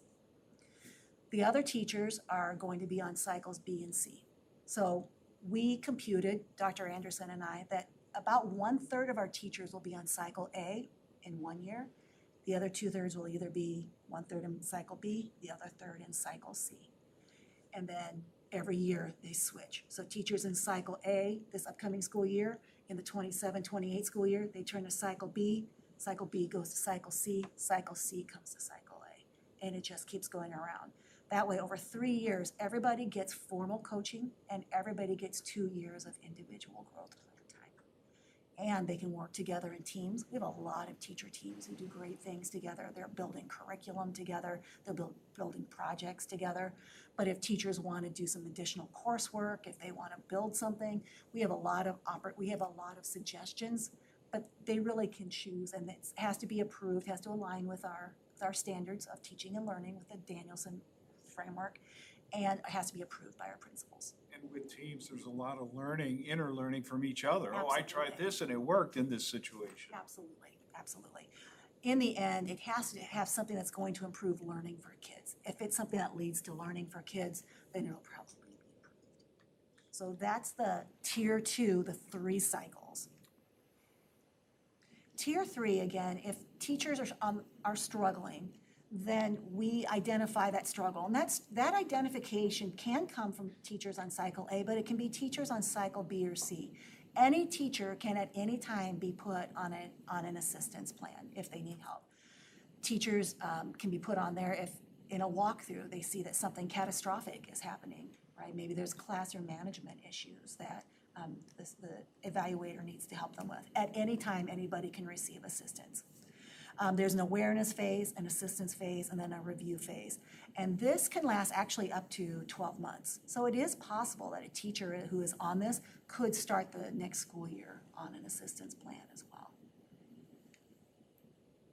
So my last part of this is really this whole system, we see this as an engine for growth, and that we see that through this, we're looking for meaningful feedback for our teachers. We're looking for peer collaboration in talking with principal and teacher, working as coach and thought partner, but also as teachers on cycles B and C who are going to work on projects together. And then targeted professional development, because at that moment that I as evaluator see that teachers need support in this, I can give them job-embedded support immediately based on what those needs are. Instead of saying everybody, all 65 teachers at whatever the building is, have to all have the exact same training, and they may or may not benefit from it, and it may or may not benefit our students. So we believe this is what's going to give us sustainable student achievement, which will allow us to engage, to learn, equip to achieve, and empower to succeed. Okay, do you have any questions? It's a lot. No, you answered my question. Did you have an opportunity to run this by the teachers union and We get their opinion? did, we Okay. did. We talked with them in May, so we had a superintendent's roundtable where we had quite a few members there. They said that they just want to make sure we have a lot of support with this, and that there's a lot of grace, which our administrators feel that same way too. We've already started working on training with them as well, because not only are we doing this new model with them, but we're also doing new standards, which are the new evaluation rubric with them. So that's all new. But we also then talked with our head of union leadership again just this week. We were like, did you get a chance to look it over? Do you have any questions? And that's when she had stated that actually, the teachers were kind of looking forward to going back on the individual growth plans again, because they like to be able to explore what they believe their unique needs are.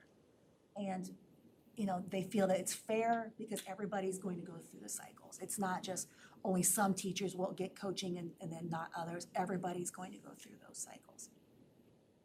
You went through a period of time, I want to say education, went through a period of time where teacher appreciation grants were tied to the outcome of the evaluation. And what started to happen is the rubrics were every component's assigned a point value. And this became a back and forth and holding court. Oh no, I should have been rated a 1.5 instead of a 1, to manipulate the numbers to get it to the designation to get the money. Indiana last year did away with the designations. This has opened up the door for us to take a really good rubric and use it with authenticity, because at the end of the day, the evaluation will be recommended for rehire, improvement plan, or not recommended for rehire. And what that does is allows everything on the rubric to become the coaching the authentic, without it being a threat to the teacher. Right. And I think the teachers are excited about that to a degree. I'm definitely excited about it to a degree because it gives authentic, genuine feedback. Exactly. We did call union leadership a couple days ago at your prompting to ensure that what we talked about in May was accurate, that there seems to be a consensus to move on into this model, and there's a lot of unknown, there's a lot to digest. So you probably will hear, oh my gosh, there's a lot. But once you learn it, as Tammy indicated, we're the only ones in the area that are doing this. It very well may become a model that others will follow. What kind of strain this has put on people, because I know you're upping your inspection intervals and maybe reducing the frequency. What kind of workload increases that put on the evaluators? So on our principals, all of our assistant, associate principals, and our head principals are our evaluators. Our deans of students will have to take on and make sure that they do more of the load on discipline, right? We've stressed with our principals that they'll have to have dedicated time. So that's something that, and I remember as a principal at the high school, and I would have had to retrain my brain on, because you want to jump to everything, but not everything is an emergency. Certainly if there is a true emergency, safety, security, something like that. But we dedicate first and foremost that learning is what's important. If we have somebody who's come in to visit us, if it's not something that's in danger, they may have to wait until the principal is done with that observation with that teacher. Because that's what we're saying, our principals are instructional leaders, and they are the core instructional leaders, not Dr. Anderson and not me. It's gotta be our principals. That's what changes and shifts and makes changes there. So yes, it will put for that dedicated time, but we also then, that's why we said 1/3 of the teachers. So they were before doing 100% of the teachers, all of the entire evaluation model, where they were seeing them 2 to 3 times a year. So we believe that for one dedicated week, it'll be 1 week per teacher. So you're going to see them at least 3 times, maybe 4 times. Some teachers, I think I went to one this year, I evaluated a teacher this year, I did it 4 times. But you could do it 3 times minimally, once per semester. And you could do about 1 per week, maybe even 2 per week if you wanted to try to stack a couple of them, 1 in the morning, 1 in the afternoon. I think we think that's pretty reasonable. We calculated that in taking out Thanksgiving week, which is the short week and such like that. We believe that this will be much better use of our time that was given to evaluation versus spending so much time on evaluation and being in those classrooms for those observations that was really giving us no return on that investment. That was a lot of time and a lot of man hours that were not getting us increases or improvement in student learning. So we believe that this is better use of manpower for that. Does everyone get the same evaluation time, or do you focus more on newer teachers, less on more experienced? Or? So the newer teachers are in tier 1. Yeah, oh yeah, and- the tiers, yep, the and tiers, in yeah. tier Okay, 1, I they're gotcha. automatically in the coaching cycle A. All right, Tier it clicked. 2, yep. It clicked. See, there you go. That's right. The light bulb went off. Well, and you usually kind of have to hear it about 3 or 4 times. I thought like and then everybody started at tier 1 and then they moved No. down. No, Yeah. no, just new teachers are tier 1, Maybe most it's a people are different kind tier of 2. workforce. That's okay. Thank you. Okay, thank you. Anybody else have anything? Nope. Okay, next up we got Jay with the technology report. Just a quick update. Since our last meeting, all of our new laptops have arrived for students and staff. So my team has been spending the last few weeks getting our teachers switched over to their new devices so that we can get their old devices ready and prepped for sale to offset the costs of our new devices. So that process finished up today. We still have a few stragglers we're going to work with. And now my team is shifting the focus to setting up student devices. We have our first batch of students that are coming through with our Bridges program at the high school that will be receiving their devices next week, and we'll be spending a little time testing with them. And that includes testing our 2 new systems to stay in compliance with the changes with state law, those being the classroom management system that gives our teachers a little bit more ability to control what students are doing during their instructional time. And I'm happy to report also our parent portion, which will give parents the ability to be more restrictive with their devices when they're at home. I'm currently testing that right now with my son, And very happy to report, he's not able to get onto YouTube. He's got some things normally that he would be able to get to that are blocked right now. So it is working well. We will have some more information for parents on that as we go into the start of the year. And hopefully at our next meeting, I'd like to be able to share a little bit more about some of those features and give you a quick demo of what our parents can expect. So everything's progressing well. We're very happy with where we're at, and the work continues. I think there's one more thing that's important to note is that Apple raised their prices on the MacBook Neo just a couple of weeks ago. The district, by ordering the way that we did, probably saved the district an additional $150,000. Something like that, yeah. Unfortunately, Apple said that they're not immune to the same pricing increases that we're seeing across the board for components, and hopefully those prices will get more stable in the future, but we got things in under the wire, and very happy to be able to move forward with that, so. Is there any cases that you recommend? So as far as cases for the devices themselves, at the moment, there are not a lot of them out there. So we have tested one that we do like. Unfortunately, it's not available for public purchase. Like, you can't go to Amazon yet. They're working on making that available. I'm talking with our buildings about potentially making those available in the bookstore at a reasonable price.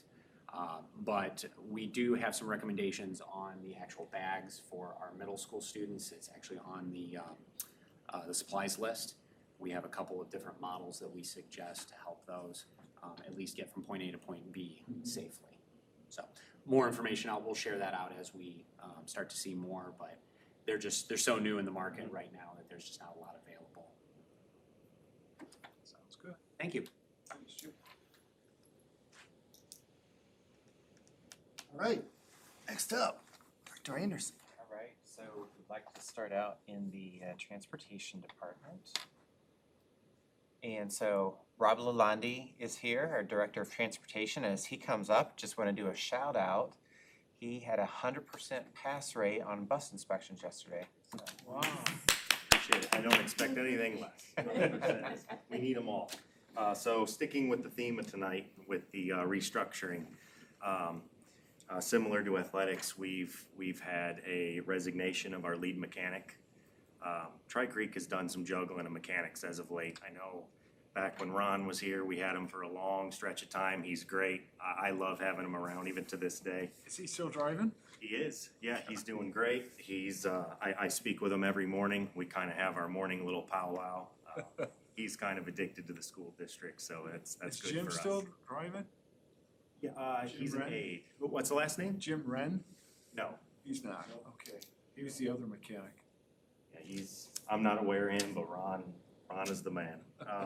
So with Vincent's resignation, I had to start putting some pieces together to figure out how we're gonna manage the process here. Mechanics are hard to come by.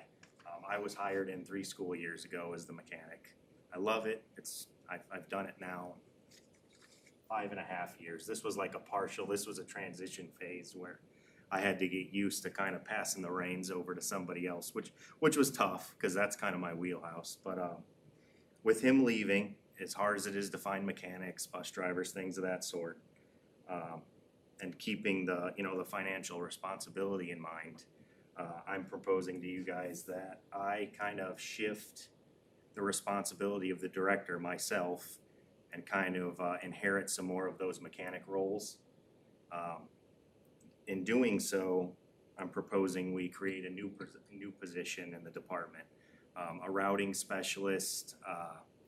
She'll kind of do some bus video. She'll watch for incidents that happen on the bus, respond to emails, report to administrators when there's issues, things go on the bus all the time. Answer the phones, do some dispatching, which will allow me to free up a couple hours in the middle of the day when the buses are down to see to it that things are being tended to from the bus side of things. And then change hats in the afternoon when the buses hit the road again, get back in the chair and see to it that everybody's taken care of as far as parents, kids, buses are all running as they need to. In doing this and adding that office position and allowing me to jump back and forth from the garage to the desk, It'll save the school roughly $16,700. And it puts me back doing a little bit of what I love to do. I love working on the buses. It's my wheelhouse. I've enjoyed this as well. I've learned a lot from it. But I think as far as the department goes, we'll be in a good place. We have the right pieces in place right now. We have Kim that handles a lot. She's the trips, she's payroll, she's kind of the glue. Myself, as a director, I look at it as my job isn't to sit and micromanage everything. I kind of, if I can oversee and observe what's going on, if you put the right people in the right place, and it works how it should. It's a well-oiled machine. So the buses cooperate, the drivers cooperate. We have the right people in the department now, and I think if we can do this, we'll save some money and we'll keep pushing along, just like Ron laid the groundwork for us back in the day. What percentage of buses are currently under warranty out of the whole fleet? Well, so the warranties broke up chassis, engine, and body. Engine warranty is 10 years. That covers most of the expensive repairs. When something breaks down, that's a warranty level repair. I call Curlin. I let them know, hey, we got an engine problem. It's a knock sensor. I usually do the diagnosis. I shoot a message to Curlin. They schedule a repair. They come out. They make the repair. The school gets reimbursed the cost of the parts, and we kind of break even on that stuff. The body is 3 years, the transmission is 7 years, and the chassis is 5 years. So all of our buses, we have a relatively new fleet. Tri-Creek is lucky that we've been diligent on the bus orders, and we've done a really great job of keeping up on them, so we have a good fleet of buses. I don't anticipate there being an overabundance of breakdowns by kind of me hovering between two positions. Sounds good. Yeah, and I think in your report too, you said that the routing specialist can also be a driver as well. Absolutely. To fill people when they call off or quit. Yep, which So is an that's ongoing battle of Probably its a own. huge asset, It right? is. To have a driver just waiting that comes in every day. Well, and two, in the routing, being a driver, being on the road and kind of living it, from the desk, we can't fathom what they see and go through and do with 50, 60 kids on the back of the bus screaming. So having that knowledge behind a desk, routing and figuring things out, hey, this turn's a hairpin turn, you gotta take it from this way. There's potholes or there's low-hanging trees here. So it's a really great opportunity for us to be able to improve the routing and everything that goes along with it. Sounds good. We like seeing those savings. Thank you. Absolutely. This is an action item on the agenda tonight. There's no questions. Thank you, Rob. No, Thank you guys. Nice meeting you all. thank you. All right, handbook time. So summary updates. The first one's the administrative handbook. We made all the technical updates of names, dates, etc. There was a portion in there regarding parental leave. It is no longer a thing, and so the recommended change is to take it out. Also, what was not in it was the section regarding maternity leave. We used this approximately 2 or 3 years ago. Realized it's not in the handbook, and it's a nice, when you have it in your handbook, it's a nice one-stop shop. You don't have to search for how do we handle that. So that's a recommended add. And caregiver leave, again, it's something that is practiced but did appear in the handbook, so we're recommending that be added. And the final one here is upon hire, there's an opportunity to select a VEBA or an annual annuity contribution. The way that the handbook wrote, you had to make that decision upon hire and then you lived with it for life. That's not reality, so we just want to strike that last part. And so those are all the recommended updates for the administrative handbook. This again is an action item, so any questions or concerns? No, I like that you clearly outline all the changes and the reason. Made it very easy to sift through it. Sometimes when they're Not all of us have 35 pages, right? memorized the previous year's version, so seeing the changes is It good. took a couple nights to go through it all, but Because you kept falling asleep, right? I didn't say that. All right, that takes us to the faculty handbook. Again, technical updates. The first recommended change is really to just bring clarity to reality. So the recommended change is the definition of item A. In essence, assignment during the day. We're in a day and age that teachers need to start thinking themselves as district level employees and not tied for life to one school or that part of the day. And that's evident in this year as we restructure, as we've had budget cuts. We've got a lot of shared teachers that are going from building to building and thinking again more as a district employee, so it's not necessarily a position, but it's your assignment. Your position used to be viewed, oh, you're a second grade teacher at Lake Prairie Elementary. That was your position. The day and age is we're moving away. So that's the reason for the recommended change on that. Which leads to item B, talked about position. There's no need for it when you clarify the role of A. And then on item C, it was aligning terminology. In the current version, desiring a change to another building or grade level, that's really a transfer. And so in our header, it talks assignment, transfer, and so it just aligns the terminology for added clarity. Attendance and work hours. So Indiana law did a change this year. Used to have hours of the workday embedded in a teacher contract. Indiana said you're taking that out. Part of the rationale is that teachers are salaried employees. You can establish what your typical workday is, but you're still employed by an employer. I will tell you, there's no intention to now start keeping teachers after the workday to work more. We intend to maintain status quo. What's the purpose of putting it in here? We just want to make sure people are aware of the reality. If there is a need that comes about and we need staff to stay after for whatever reason, to touch base on something that's happening, it's a 30-minute meeting, give appropriate notice. This is a need, we need to do this. That's the reality. Clarity, to change anything from our current practice is not the intention. And you'll work with teachers, obviously, if they can. Of course we will. Yes. Yes. That's been our track record, and we intend to keep it. The bold-faced language here in the maroon, an employee may use available sick time for personal illness or doctor appointments. Again, it's just reiterating with clarity the intended use of personal illness. Utilization of paid leave other than for intended purpose is subject to disciplinary action. Again, attendance is being scrutinized a lot. And the purpose of adding this is make sure if you're going to use the paid time off, just use it for its intended purpose. Please don't abuse it. Being at work is important.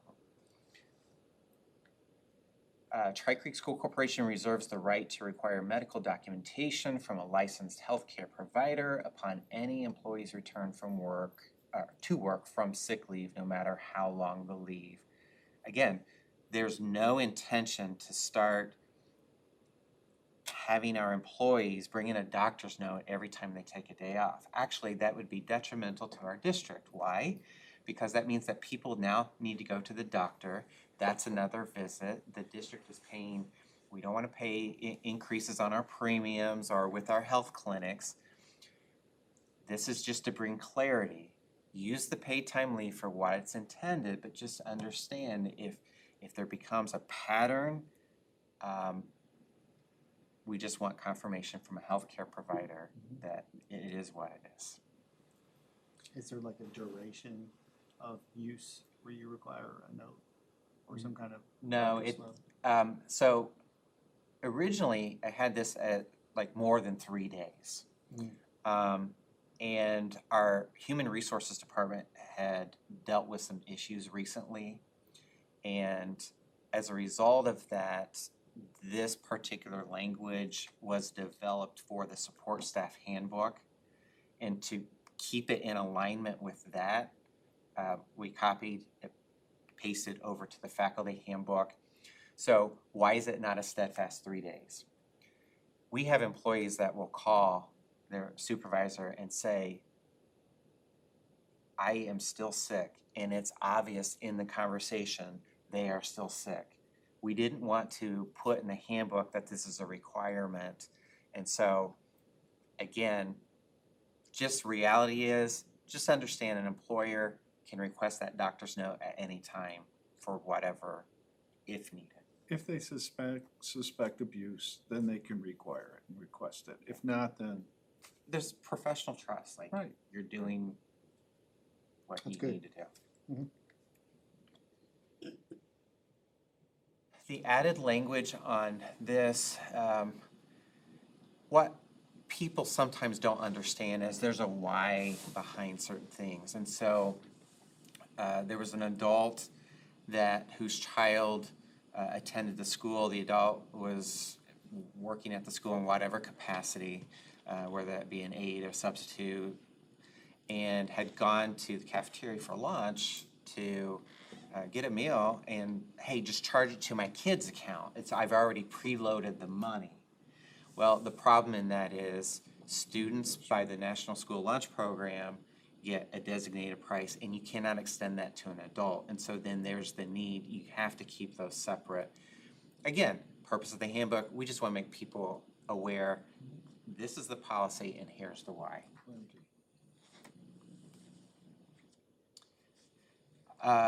Clarity is the theme on this one, the Pledge of Allegiance. So state code is very specific about how the Pledge of Allegiance is conducted in a classroom. Well, as with any human being, we all bring our personal perspective in, and sometimes if you've got tutelage over some youngsters, you have a personal belief that they need to do X, Y, and Z, but actually state code spells that out of what that should look and sound like during that time. So this is being recommended to added for just clarity so that everybody's on the same page.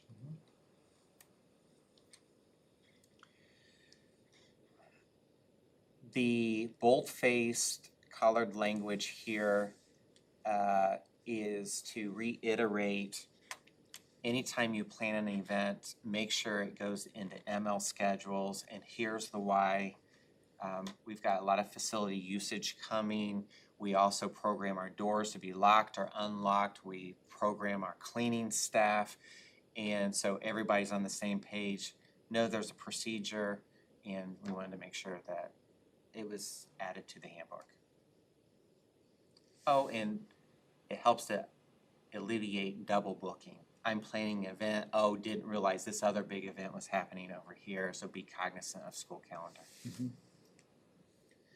Special education, added language, we just wanted to reiterate the importance of a timeline and the procedure and who to report to.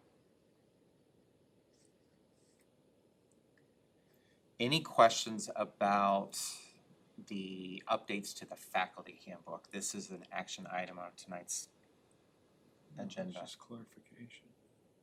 My only thing would be the PTO time. You know, as most employers give their staff PTO days. They don't have to designate whether it's a sick time that they're taking, that type of stuff. So I don't know that I agree with, you know, because how many PTO days do they get? 3 days? Is it 3? It's all delineated. Okay. So personal illness, personal business, Mm-hmm. family illness. Some school districts went to, we're just gonna pour it all in one bucket. Mm-hmm. But what school districts have found is their absentee rate actually went up. Increases. There's also a period of time where those days were viewed as an entitlement instead of a built-in insurance policy. Life happens, and Right. there's moments that, you know, you get sick. That is a benefit, but it's there as a backup, not a vacation day. There are a lot of jobs out there, they don't have paid time off. Correct, And yes. so when you lump it together and say you've got X number of days to just take off, no matter the reason, gets further away of life happens and more closer to an entitlement. And when we've been talking about the importance of students being in school, well, it's really important that the teacher's there to teach them. Agreed, 100%. And so that's why you see the language framed the way that it is. Okay. Appreciate And I'm it. actually glad you brought that up, because out of the 215 people that might watch tonight, Right, absolutely, like, that many more are educated on the why. Well, I'm sure those 215 talked to them. This was more of a shout out to the athletic department. The handbook that's on the docket tonight for approval, if you read the opening, the introduction to that, it's inspiring. It talks about Red Devil pride and what it means to be an athlete. Very well done, very well organized. I told Katie I'm gonna have to redo all the handbooks now because it really was done very well. As she indicated, there are IHSAA rules, local rules, brought clarity to that. She went into greater detail. We had some concerns with some of our discipline matrix this past year. Wanted to make sure the board knew that we went back, reflected on that, and updated those procedures. So that is on the student handbook portion of tonight's agenda. We're looking for just approval of that athletic portion. The actual student handbook for all students was, we were originally going to bring it to the board tonight. As a part of our shared responsibility in our guiding principle and continuous improvement, through the monthly superintendent roundtables that we hold with the teachers union, there was a concern throughout the district that student discipline and the consequences wasn't being implemented with consistency across the buildings. And a call for how can we address that. So we are working on what we call a discipline matrix that takes all of the expectations for behavior, spells out clear definition of what it means. So we're creating and building the definitions. If it happens, what are the consequences? First offense, second offense. Not only that, we've delineated kindergarten through second grade, third and fourth grade, 5 through 8, 9 through 12 to reflect the adolescent development, the child development. And so we continue to get together, have dialogue. We had another round of meetings today. What we bring to the board, we want to make sure it's accomplishing our task to address the concern. We also want to make sure it's a quality product. And so we're going to hold that off on that and the attendance board policy for the next meeting in August. So just wanted to bring clarity. Tonight's action is really towards what athletics had presented. I will second that. I read like probably 30 of these since my kid's been in school, athletic handbooks. And this one I actually read in about 5 to 10 minutes and understood more of what was going on than I ever It's did way in any more other accurate. document. And I remember many times I'd go in there and look at something and be like, Yes. what's the policy on that? Uh-huh. 20 minutes later, okay, there it is. You know, so this was very, Very well Much done. easier to navigate. And not beat everybody over this head with a stick of what you're not allowed to do. Yes. It was in kind of flipping that, and that's my biggest takeaway: how to reframe our handbook so that it's not just all from a punitive. and giving people an understanding of where the policies come from. Yeah. And that they're not all just things that we make up to make life harder Just for because. everyone. I'm You know. sure you people are tired of me asking why. That's kind of what that. Yep. We've had discussions at the board level regarding a potential lease for a cell phone tower on our athletic complex in the back. So as we were moving and grooving and getting near to that contract, AT&T called and said they were pulling the plug nationwide on all of those types of projects that were slated for our complex. So, okay, thank you very much. Now that bus tower that's out by Holtz Road at the main entrance at the high school by the Skillman trailer, we can now finally move that and start to clean up that corner and seal it up and move on with life. Awesome. Organizational chart. So we've done quite a bit of restructuring in the district, and as board policy, the superintendent's in charge to update that to reflect the programming and the needs of the district. And so what you have before you is a chart that outlines all of that restructuring and the items that were talked about tonight, with Rob Lalonde restructuring that mechanic role, with the athletics department and the restructuring of that, how we have restructured in other areas of the school. So that's the document, and that is a board action item tonight as well. The one question that I had about that, and it's basically safety and security, who oversees the global, the district, school safety? I know each school has their own, and I'm hoping and assuming that they're all aligned district-wide. They are. So Dan Gover is the superintendent designee that oversees that. Okay. And So he he'll be has the meeting and district he rep. watches who goes to the school safety training, Okay. organizes he coordinates and works with our school resource officer, Corey. And then the superintendent's a part of that from an ancillary point in piecing together the MOU with the town for a school resource officer, as well as the safety coordinator used to report to the superintendent, and when we dissolved that as one of our budget cuts, redirected that work to Dan as a part of his administrative duties, taking on more work, no additional pay. Okay. And he is actively doing it because we had a crisis response training at the end of the school year, and so he's keeping up. Do we still do a bullying prevention program at all? We have from time to time, 2 years ago, we did an assembly at the middle school regarding bullying prevention. A lot of it has been embedded in the social emotional learning lessons and the second step curriculum that is doing basically the same thing, the education part of that. As you know, Dana is not here tonight, and on her action items, in action items D9, that refers back to a resolution that the board made this spring. There was a change in state law that afforded school districts to not take a hit, so to speak, on one particular fund, but to be able to split it in two funds. So that's what that is about.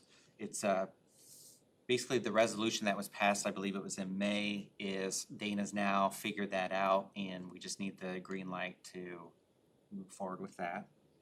You know, I think that's an important thing too, though, on the way of the referendum, because a lot of people are talking about, don't you have a rainy day? Can't you transfer funds from this account to the other, you know? And kind of understanding that, like, we don't really usually have a lot of flexibility to do that. Correct. And This so- year we do, because we kind of got some legislation thrown on us, but that's outside the norm. So, right? yeah, so what you had happen was a knee-jerk reaction. Legislation took place. It was, oh my gosh, if we don't fix this, you're gonna have schools throughout the state that default on their bond payments.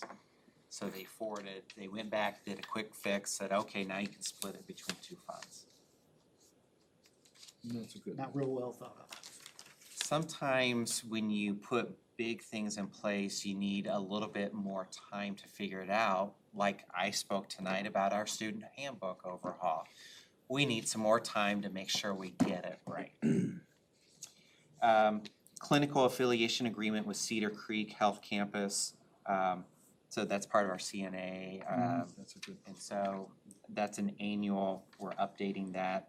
The bonding of our employees who handle money, that's, you just gotta make sure, keep insurance, so to speak, on those positions, that's an annual action item.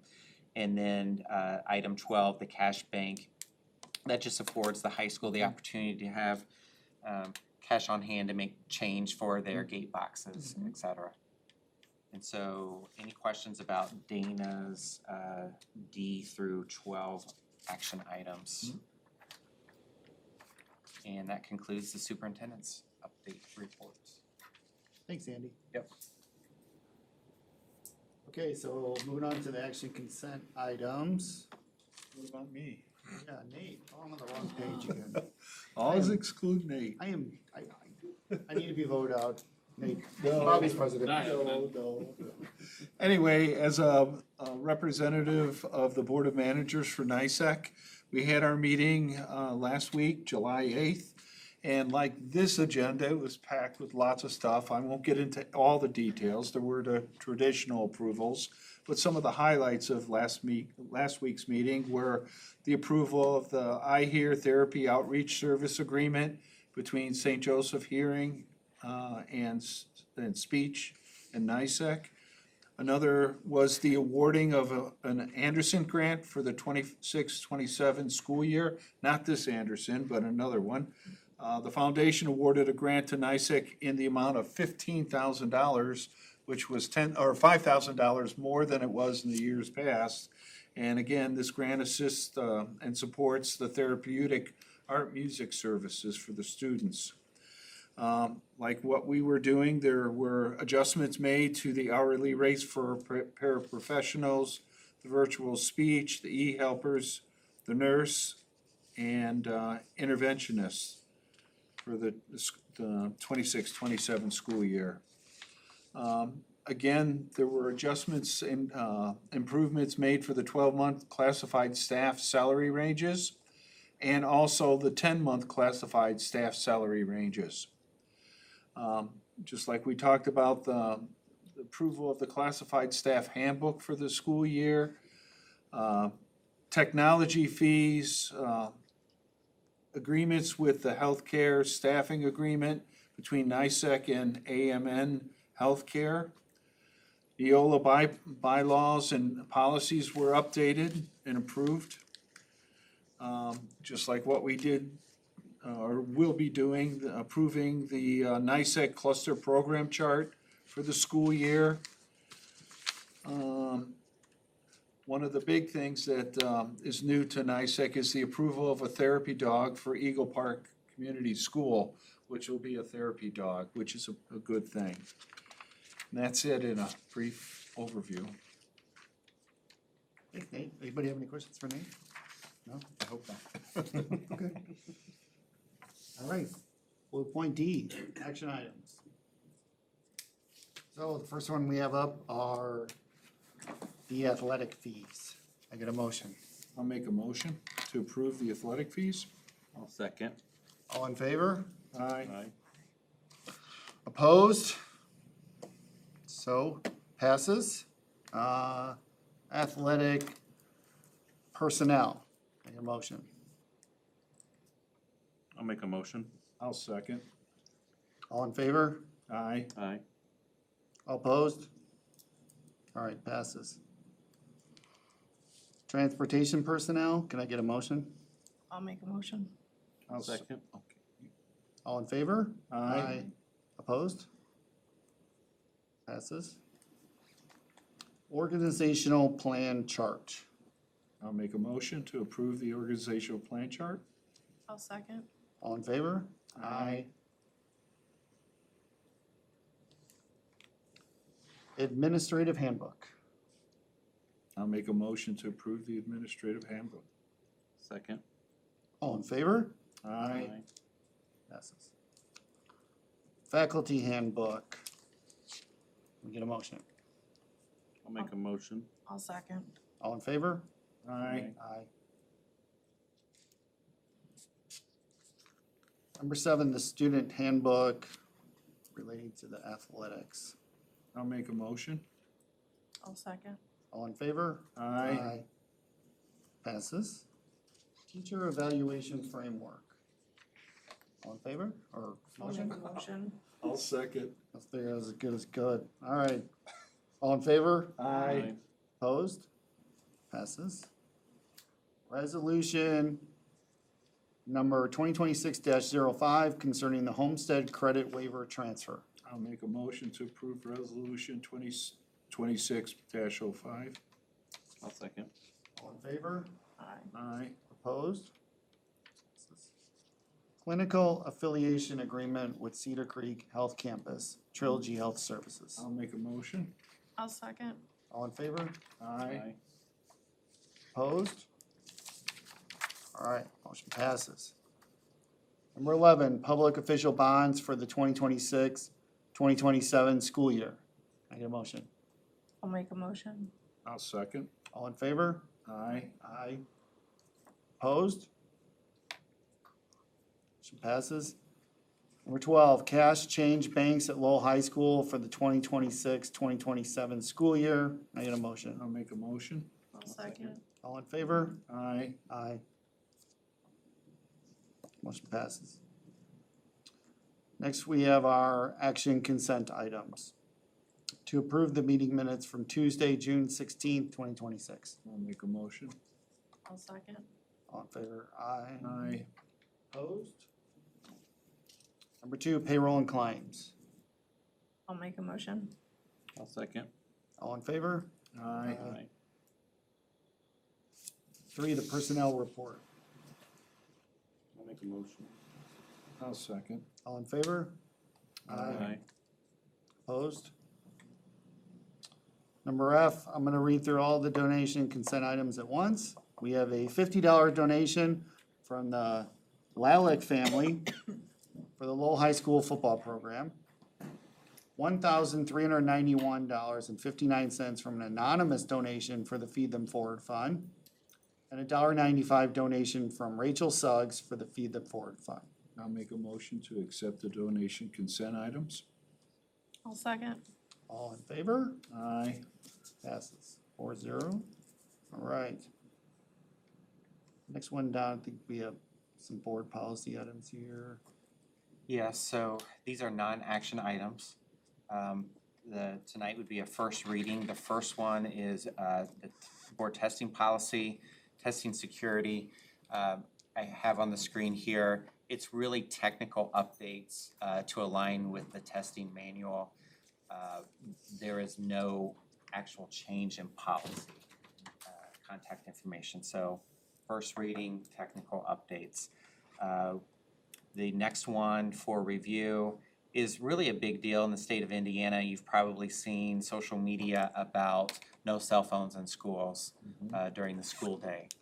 The policy language that is before you, it comes from the Indiana School Boards Association recommended language. It's in complete alignment with Indiana law.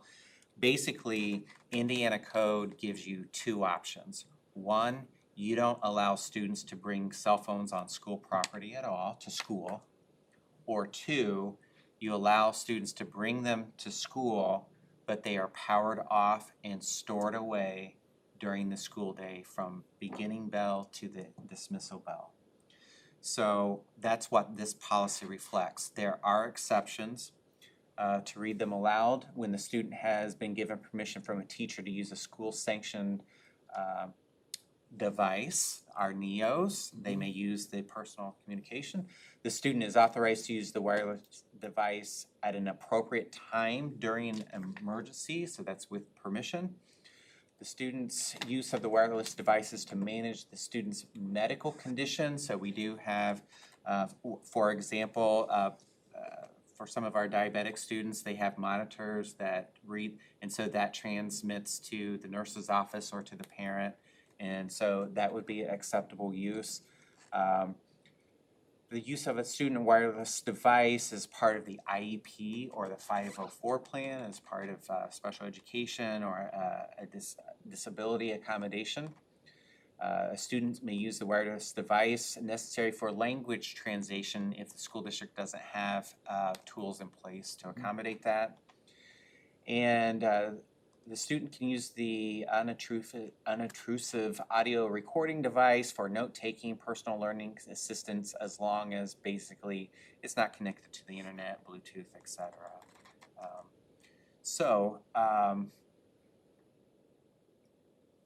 Any questions that you've heard from the public regarding no cell phones in school? I haven't heard anything. I get the feeling that people want cell phones in school. So I think at least having them accessible for kids if, in the case of an emergency.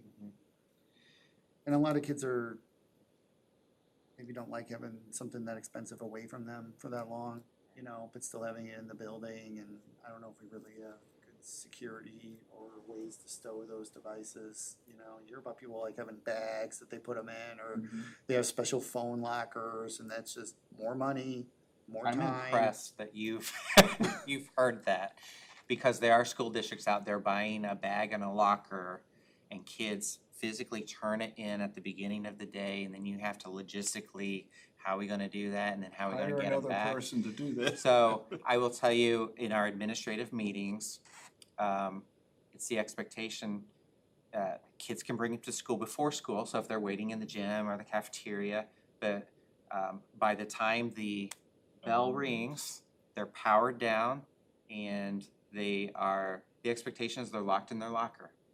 Are we going to go around and make sure that everybody has locked it in? No, but if we see it, then it's a violation. And then there's ramifications. Yep, and so the proposed language will probably have first offense, second offense. It could, as per the policy recommendation, might mean the kid might have to turn the phone over and the school administration hands it back over to the parent as part of the consequence. You just see it labor intensive.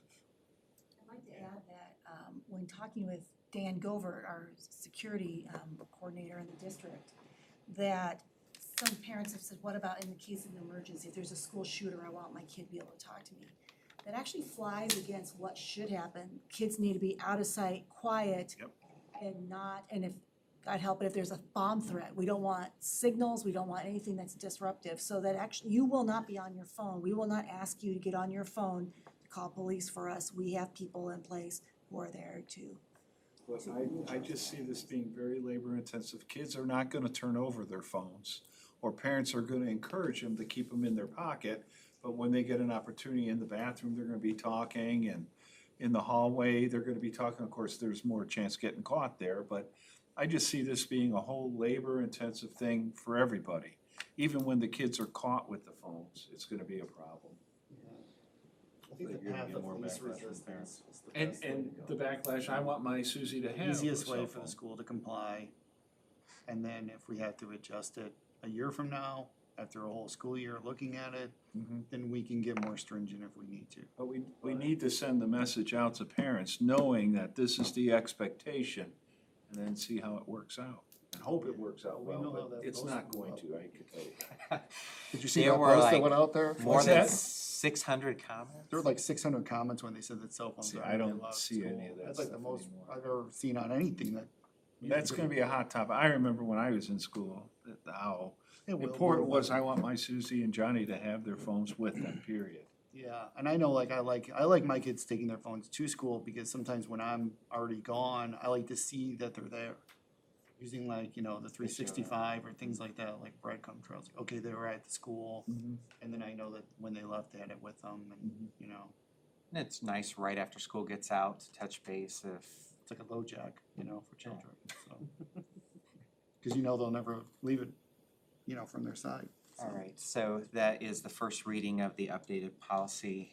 And then with the changes in state law regarding teacher evaluation and the instrument that was presented to you tonight, basically all the strike-throughs is what was removed from state law as the requirement. And so we're just, since it's no longer a requirement, we need to take it out, because if we don't take it out, we can't move forward with what was presented to you tonight. So Makes sense. that's the update on that. And we'll bring that back to then the next meeting for a second reading and then action. Thank you. Yep. Do we have any public comment not related to action items? Okay. Got some other information here before we close out the meeting. Online registration opens Thursday, July 23rd. That's a week from today for returning students and those children who participated in kindergarten roundup. Number 2, on-site in-person registration for students who are new to the district and those children who did not participate in kindergarten roundup will take place on Tuesday, July 28th, 2026 at each school from 12 noon until 7 p.m. The next meeting of the Tri-Creek Board of School Trustees is scheduled for Thursday, August 6th, 2026 at 7. We did move it back 1 week because it's one of those random things where 3 board members were all tied up on that date. So we pushed that one up a little bit. And lastly, everybody's favorite, the first student day of the 2026-27 school year is Tuesday, August 18th, 2026. Any other questions or comments from the board? All right, meeting adjourned.